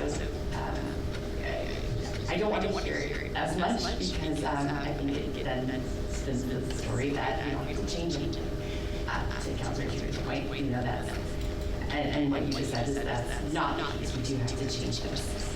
I appreciate the comments that you made a minute ago about kind of boiling it down to what actually will solve things, and the bottom line is more money. for all of you, for the fire department, for the schools, for every department in town. But I also really appreciate that you kind of clarified where you see the importance, whether it's that structural deficit that has to be addressed through probably an override vote down the line, or the police station, because I know that is a big sticking point with the community, is that, you know, in the last couple of years when we've had this conversation about overrides, the conversation about the needed police station has also come up at the same time. And I think that has led to a lot of, you know, just complications in people's thinking about where they want to invest the money. So I appreciate you kind of specifying, hey, we need to do this first. And I had a question, and I had forgotten it. So if I think of it, I will come back. But bottom line, I wanted to say thank you, and we do appreciate everything you do, and we would love to figure out how to fix things moving forward. Oh, I do remember actually. Thank you. I just had to talk long enough to get back to it. The two police officers, and we've mentioned this many times. I want to come back to it just because, again, if people are listening, I wanted to set it again. The two police officers that we cut last year, I know that they were not terminations, right? They were open positions that weren't filled, and then people were reassigned. Correct? That's correct. And those were the two community service members that were removed. So that was, there were a lot of things that came up in the last year that the town felt we lost because of the reassignments of those two officers. And if you don't mind, just could you speak on that a little bit, just that anyone, again, who's listening could hear again why some of those things were lost and what some of those things were. So I know, you know, all I used to do about call them party SROs, things like that. All right, so in 2024, Jamie and I had a long talk, and he basically offered me 2 officers, and I said, nope, I need 4.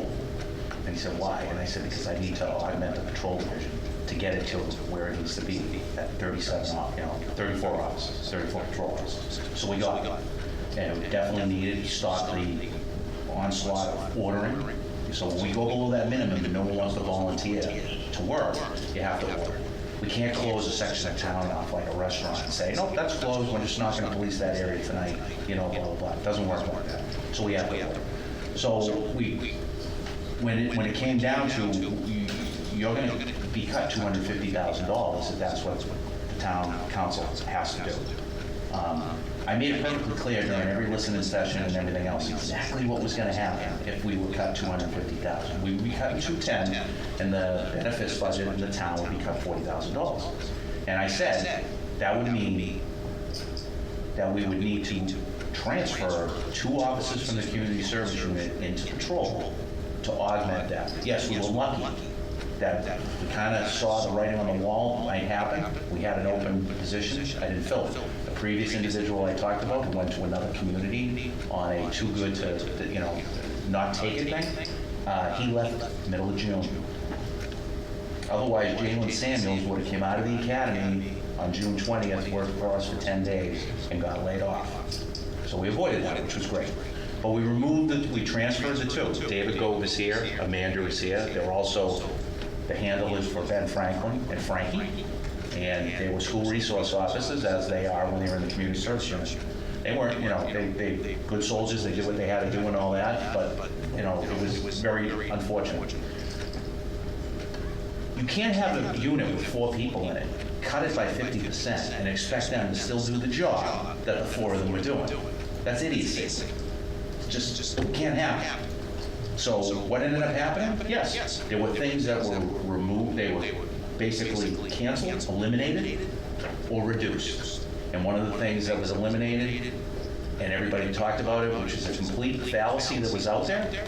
I'm not a social media person, so I'm not going to go on social media and debate it and this and that. There was a thought that we were doing it, some thought we were doing it just to, I don't know, get back at the public because they didn't do the override. That's ridiculous. Others thought we were doing it because we didn't have the money. That wasn't true either. We have the money,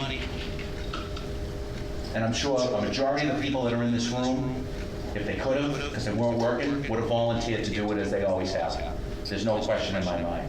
The problem was I had 4 people normally would do all the work to plan for 2,500 kids and their parents to come down to the police station on the day we do it. And now I'm going to ask 2 of them to do that while a historic redistricting of our public schools occurred a month and a half previous. We had kids getting on the wrong bus. We had all kinds of crazy stuff going on. And 2 people that were responsible primarily for that. Yes, the patrol division augments when the SROs can't do it. That is the only reason. It was not fair to have those 2 do the work that the 4 of them had done. To plan that kind of meeting and everything, to plan that kind of event with all that goes into it, they just couldn't do it. We canceled the majority of our internships with, Dean College, Tri-County. They did do the senior project because they came to me and said, we're going to put in the effort. And I said, we'll be able to do it. I said, okay. There were a number, car seat installation probably suffered, but we did have a number of patrol officers that were trained to do it, so they kind of picked up the slack. There was no more leadership camp down at, again, those 4 were scheduled to be there because the schools were closed for that entire week. Those are the reasons, and those are the things that occurred. Thank you. I think this is probably the 3rd or 4th, or maybe 5th time I've heard you, enumerate these things. But again, I want it to be heard because, while you have to shift things around or to keep frankness as it is, those are the things that necessarily have to be cut, and those are the things that are being felt. I feel like that is, the residents need to kind of hear and understand why that is being done. So thank you for listening out again. Thanks, Mike. Okay. First of all, as it relates to the potentially 2 additional officers, my stance on that, which is I want to add them, and I think hopefully the rest of the council heard when they were in the finance committee was talking. It's going to take free cash to do that, to add those back. So I think they're important. So I hope everyone else supports that. You made a mention tonight that we're in the top 10 and say we're better than that. We're in the top 2. And actually, my question to you is: we were top 1 and we lost that. How the heck did we get back to top 1? What are we going to do to get to 1? Again, I want to get Colorado. I was looking more here. I'm looking it up. Take a trip to Colorado and do something else then. You were there for 2 years and they took over the last district. Seriously, how do we get back to number 1? What is it? All you need is one incident, like something big, a homicide. We don't have a homicide, very often in Franklin. It's very few and far. When we do, it's usually family related, this and that. Doesn't mean the community's any safer than it was. Like the last one that we had. It wasn't a stranger type thing or anything like that. But it ebbs and flows. It's just how often are you there? It kind of shows the type of community you have, and like I said, we've historically been ranked somewhere in there. Yeah, we're doing better than top 10. We are. All right, well, I don't want to close, but no, you should. You should. All of you out there should. You said that it's, I think, 4 on, 4 off for staffing. From a day shift standpoint, like a similar question, what are the shifts? Is it 8, 12, and 12? Like during the day when they're rotating through, how does 6 to 4? 6, you mean the shifts? Yeah, the actual shifts during that day. So I'm coming out on working from 8 to 4. 6A to 4P. Okay. 4P to 2A. 11A to 9P. And then 9P to 7A. Okay. So did I get that right? Combinations. Those are the numbers. I'm working at 5 and 2. 7 and 3. So, there was a 1 to 11. 1 a.m. to 11 in the morning. Who the heck gets that shit? Usually it's the people that come on that new to the department. Always wanted to get rid of it, just never had the numbers to, and then finally, because that yellow section was a lot less when we had the 1 to 11 because of the overlaps. It's more now, but it was a complete wellness thing. I mean, it was basically torturing them, especially as children. It's almost impossible. And on top of it, when we would cut 2 bodies, officers, there wasn't new people coming on. So the people that were on that shift had been on there for a very long time, and they were actively looking for other employment. A little bit of high tech. I agree with you when it comes to body cameras. It's about storage. You're absolutely right. I mean, your printer analogy couldn't be more accurate. Do the cars themselves have cameras in the car? No. No. So nobody. Do you see a time where drones and stuff like that? Policing is a very personal, physical, like fire exits. But is there technology that's out there that in the future drones and other things can replace some of that policing in and of itself? I mean, we utilize drones. I don't know if it'll ever get to the point. You know, there are some communities, not so much in Massachusetts, I think, but you know, the West Coast, I think, that are actually using drones as like first response, and they're flying them. I don't know how. I mean, part of the thing was I think they give the dispensations now. Usually you had to be able to see. You had to be inside, line of sight with a drone. If you're going to fly it off the top of the station and the desk officer is basically taking off to the mall, you really don't have that line of sight. At some point, I think that might happen. But the pest drones we can't even buy anymore because the federal government, you know, because I don't know if there's like listening devices from the Chinese government or whatever else, but so they're going to have to get a little bit better, you know, with the current, you know, the stuff that's available. But at some point, I think, no, there is a huge thing to technology, but come down to the station and look at our technology room. It's a closet, and it's already jam-packed, and again, we're looking at all these different things, and no IT, you know, limited IT, you know, so it's like you want to do some of this stuff, but you got to have the infrastructure, you know, beforehand to be able to do it. And I guess the only other thing that some people could look at as controversial are like flash cameras and cameras throughout the community doing license plate reading is that the ACLU thing is completely inactive. It is 100% inactive. Maybe not for certain communities that decide to open up the ability for the federal government agencies or other agencies to look at that. We've already locked ours down to just the agencies that we choose to be able to access it. It is not being used for immigration enforcement. It does not end up using any kind of AI. It takes a picture of the back of the vehicle.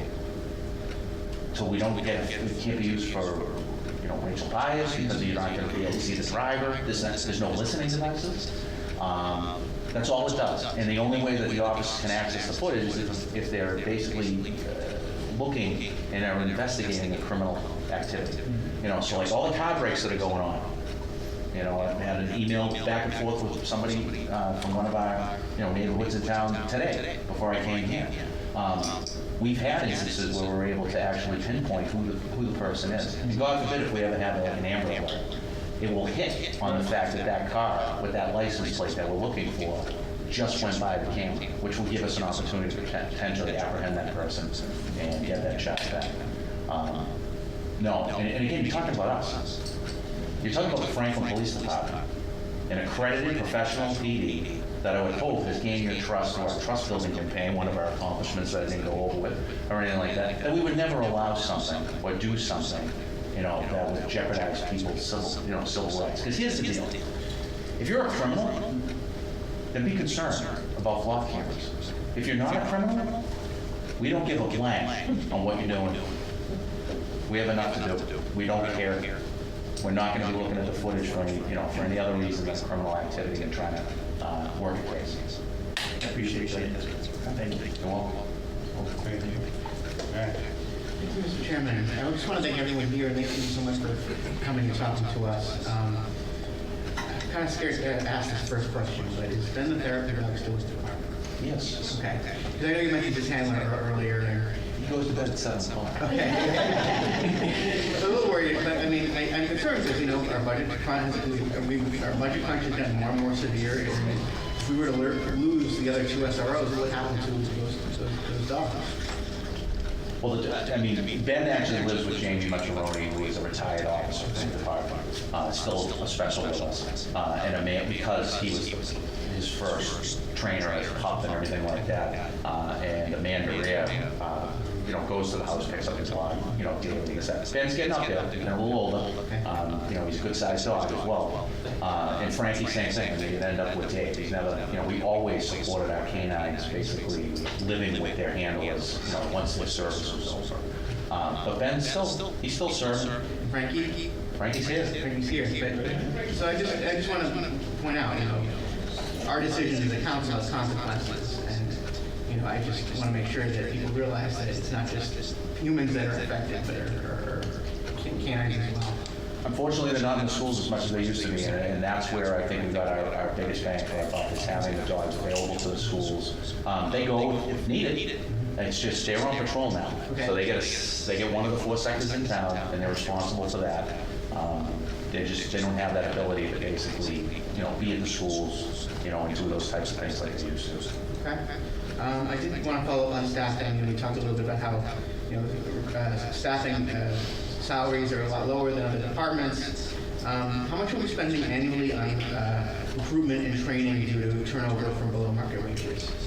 And how does that affect public safety? I wouldn't say that we've lost anybody. I don't believe, and I always have an exit interview with them, and I tell them when I hire them that if you're ever going to leave, just give me a no BS exit interview. I can't fix what I don't know is broken. And they're pretty good. So unless they're lying to me, they're not leaving because I guess the pay and all that. But if it continues, I've talked to some of the members of the department and this and that. They're concerned about it, and it could end up being one of those things that does end up affecting a decision to potentially go to a neighboring department that might be paying more. And then you'd have to actually pay to train new people.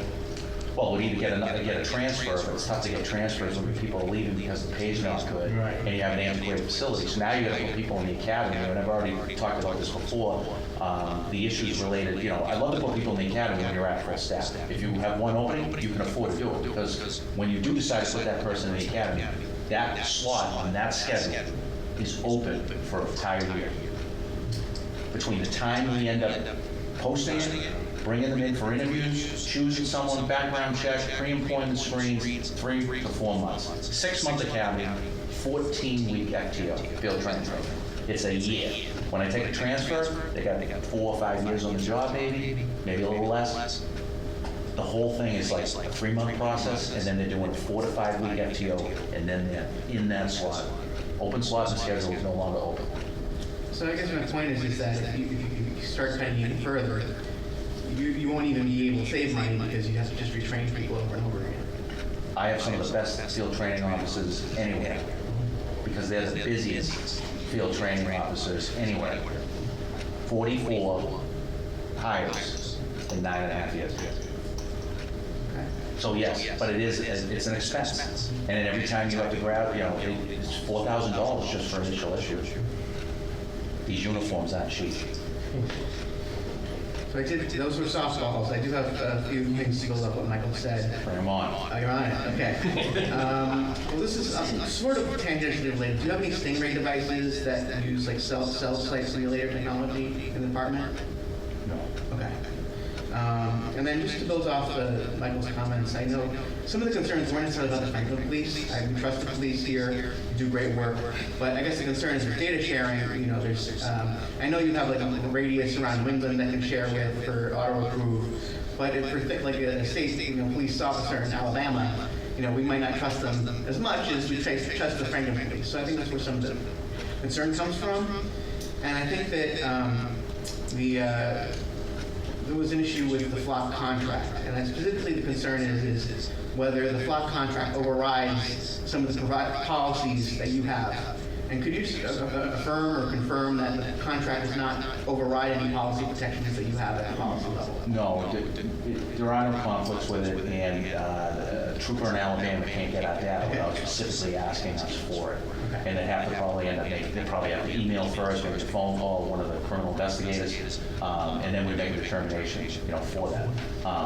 But they're not getting it. It's mainly just in this area, because we do work with Woonsocket, I can't say not out of state, because there are Massachusetts, but there are some, Rhode Island communities and others that we do end up having the sharing. because it makes the investigations more timely and efficient, that you can access their data and they can access yours. And I guess the final thought is, I was looking through your policy manual, and I think this was a law enforcement reason. And you did have certain exemptions for it, which I think is good, but there was no, what's the term? Like not reasonable cause, but reasonable suspicion standard. And I just was wondering if you consider a stronger standard around reasonable suspicion that would allow for searches that are not on the hot list, so that you can, there's just a little bit more protection for people who, against abuse. But they're only, there's protection of what? You don't have a right, there's no right of privacy for your license plate. It's issued by the Commonwealth of Massachusetts. You don't have plenty of case law related to it. It's only taking the photo of the back of the car, because there might be a distinctive bumper sticker or something like that. We don't know, we don't know who you are or who is actually driving. We're trying to identify the vehicle involved in the case, and we don't need reasonable suspicion because you have no right of privacy in that plate. And every officer that does an investigation has to put down when they do it that why they're doing it, and it's audited every 3 months by Lieutenant Zimmerman as to why they did it, how many that there were, and so forth. So, we have checks and balances galore. We've never had an issue with it, and just because the ACLU says that there's a problem, doesn't mean that there's a problem. So even though it's not a constitutional right at the state or federal level, that doesn't mean something that the town would choose to implement as a safeguard. Correct? If the town council for the first time ever is going to basically try to implement policy at the police department, we can talk offline. And with that, I'll appreciate your time, and I'll move forward. I'm gonna be quick, because I don't have really a lot to ask. I met with you and I've seen the station, and it was eye-opening. Thank you all for being here late at night with us. It's a party. Just really want to ask a question or clarifying something and I don't remember the slide, so, but when you were talking about the median, and you were talking about, you had those towns, that budget for those towns, just to clarify what I think you said, does not include, their budget does not include the same money that you get from capital. In other words, they're getting money from their capital budget for the cruisers and stuff. That is literally just their operating budget as your budget is here. Correct. It's just their salaries and expenses. If it included like cruisers in their budget so that it was much higher than what it would have. If it had cruisers in it, if it had animal control, if it had dispatchers, if it had a harbor master, if it had anything that was separate and not including our budget, apples to apples, and I found it, I ripped it out. Okay. So when you look at their budget, if they had any of those, their police budget would actually be higher than what it is right there, because I already eliminated the things that we don't have in our budget, so it's a better apples to apples comparison. Okay, no, the reason I asked is because I had done some math and I was trying to do some stuff, and I'm like, if we add in the capital to yours, you're closer to that median, but you're not, because the capital, that same amount isn't in those numbers with those towns. But adding the capital does nothing other than it's a shell game and you're moving it from one another. No, You want the I know. capital so that the council can do some other things that are more capital improvement wise, but it still means I'm getting the same money. No, I know. I wasn't doing it as, I wasn't doing the math that way to say that you're getting what you need. I get your budget, I get what you need, I get what the SROs and all of that. I was just trying to be comparing, but my comparison wasn't correct. If those towns' budgets that you have up there wasn't including that money either. No, if it had it in there, I pulled it out. Okay, so that's all I was just trying to clarify. And I did. Thank you, Mr. Chairman. Thank you, Chief. Thank you to everybody here. Men and women, you're all fantastic, and we're lucky to have you. You make us proud every day. My only question, and I know it's an antiquated term, Chief, meter maid, because I don't really know what we would call somebody that did that today. But is there any benefit to adding that position to the budget to try to bring in, not just bring revenue in from things that the public aren't taking consideration for, but also would it help you guys with actually enforcing the laws? Because you said to us a couple of times over the years, like my guys don't have time to go write tickets to people that are not following signage downtown. And I think the public has heard that, and I think some of the frustrations that we sometimes hear are like, well, why do I bother abiding by the sign? Nobody's going to give me a ticket anyway. So I just wonder, it's the one thing that hasn't been covered, and I just wonder if there's any value to that. So parking control officer is what we had for, for numbers of years. The PCO, we call it, and that's what they did. They basically, they collected the coins out of the meters. They don't have any meters anymore. And then they would do some parking enforcement. I took the PCO, added it to the savings that we had going from one firing range that is required frangible ammo to another firing range where currently I think do not require frangible ammo, put them together, and we're able to hire a police officer. That's why it's no longer with the department. Because I'd rather have the sworn police officers who can write tickets for parking enforcement and other things, but can do everything that a police officer can do, and a parking control officer can't do any of that except for just parking. Yeah, and I want you to have the sworn officers too. I'm just wondering if there'd be any benefit to. I would say this, yes. Putting somebody in that position to enforce some of these signs and bylaws that we have and bring in some revenue. Yeah, I would say probably yes, it would help, but I need a guarantee that if you're going to give me the parking control officer, I'm not going to lose any of the sworn officers. I want to throw more money at it, please do. But that's all I'm saying is that's why we did what we did. They do enforce the parking, and there's only one place in town that has it. There really isn't any place, in my opinion, that has a significant parking issue. I know that there's this whole thing with West Street. It's been the bane of my existence from the time I've been the police chief. There is 92 spots in that whole neighborhood, and I bet you 10 of them at the most are taken at any time. And it happens to be some of the kids that are just, whatever, lazy, didn't want to pay the fee to dean, whatever it might be. But are they really causing a ton of problems? I don't think so. And it is violating, and we try to do it, I'm guaranteeing you, and they do parking enforcement. It's just sometimes there are more important things that come up, and it's only between those times that they can basically do it. They have to find the car there, they have to come back and make sure it's still there 2 hours later.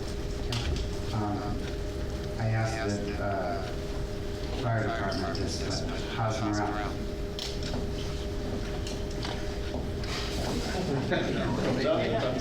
Like I said, I think it's not terrible, it's not bad, but I don't think anybody was excited about the fact that we had to cut 2 police officers to see, those are, the community service office positions are what we call like specialty positions. So people aspire to specialty positions, rank, etc. So when it gets reduced, it's really tough for the individuals that had to be transferred out, but it also reduces the prospects for the rest of the officers. And we have a lot of talented people, and they know it, and it's very competitive. So they're not there. And then when you add in the fact that it doesn't look like we're getting a new police station anytime soon because of the realization of we need the structural budget deficit fixed first, and then you add to the fact that they're quite aware of where they are when it comes to pay scales. And they realize the town's in a tough situation, financially. It weighs on you after a while.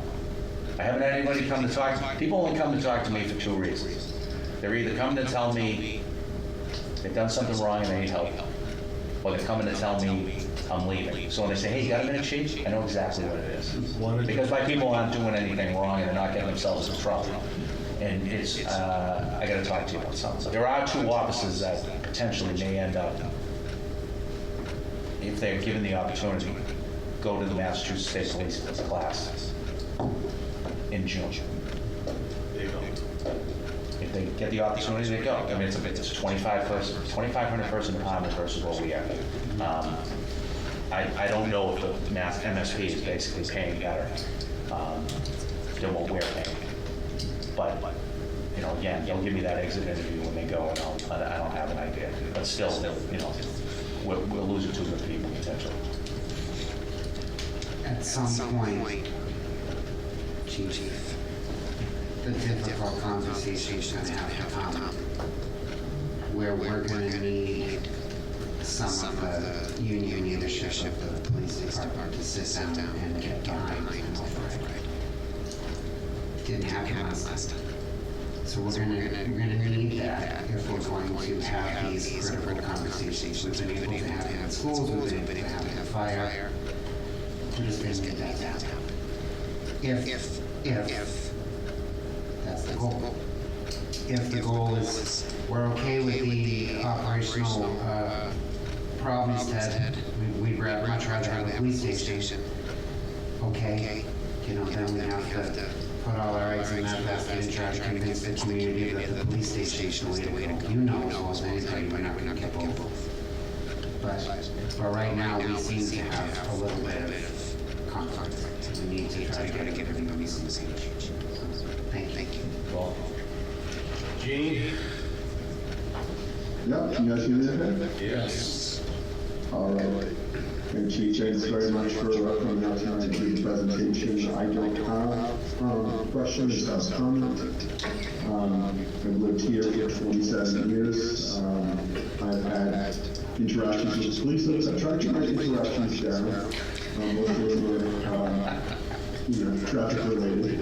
And same with my kids. And I would just say that in my experience here for 27 years, that this is one of the most professional, well-run, just nicest people I've ever, encountered in the police. So I just want to give our police department all the credit for that. And same thing with my kids and some of you guys that have coached over the years. So we've had that experience as well. And just a credit to the community. And I would just say, in my opinion, that if we have such a great police force and kind of people that we have, that we should look to not pay one of the lowest police forces in the country also. I would definitely like to see that change. And I think the people of Frankfurt should want to see that change. And that's all I have tonight. So back to you guys. Thanks, Gene. So I'm definitely in support with just like Councilor Blank with bringing the 2 officers back. I don't honestly stand behind that. But and like Gene, my kids were all coached by Franklin Beebe. I actually coached with Jason. I actually coached with Jack. So I mean, it was a great community. But as far as now, I'm going to be a union guy. But I mean, as far as being paid low, you can sit here and say morale's good, but they're going to go. They're young kids. Well, Eric, you're here. You're not going anywhere. Jason, you're not going anywhere. But if you guys are young, I really don't blame you for leaving. You got to better your life for your family and your kids. So you can't. You say the same thing. There's nothing you can do about it. I know my kids' age. I know a couple kids that are in Attleboro, a couple kids in Medway, a couple kids in Norfolk. They're all Franklin kids, but then they can't afford to come back here. So that I would love to see that change myself. But you guys do a great job. Obviously, I love you all. So just keep doing your good work. What you can do. Thanks. Very well. Thank you. Thank you all.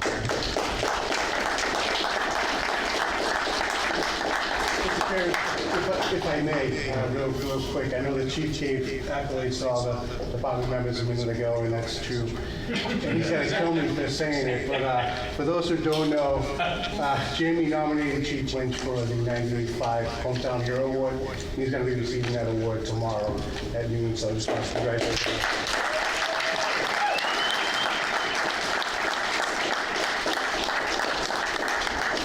Chuck, we need that ambulance for Jamie.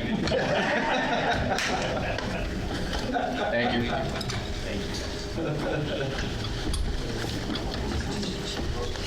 Hopefully I'm not demoted tomorrow. What's All right. We gotta go.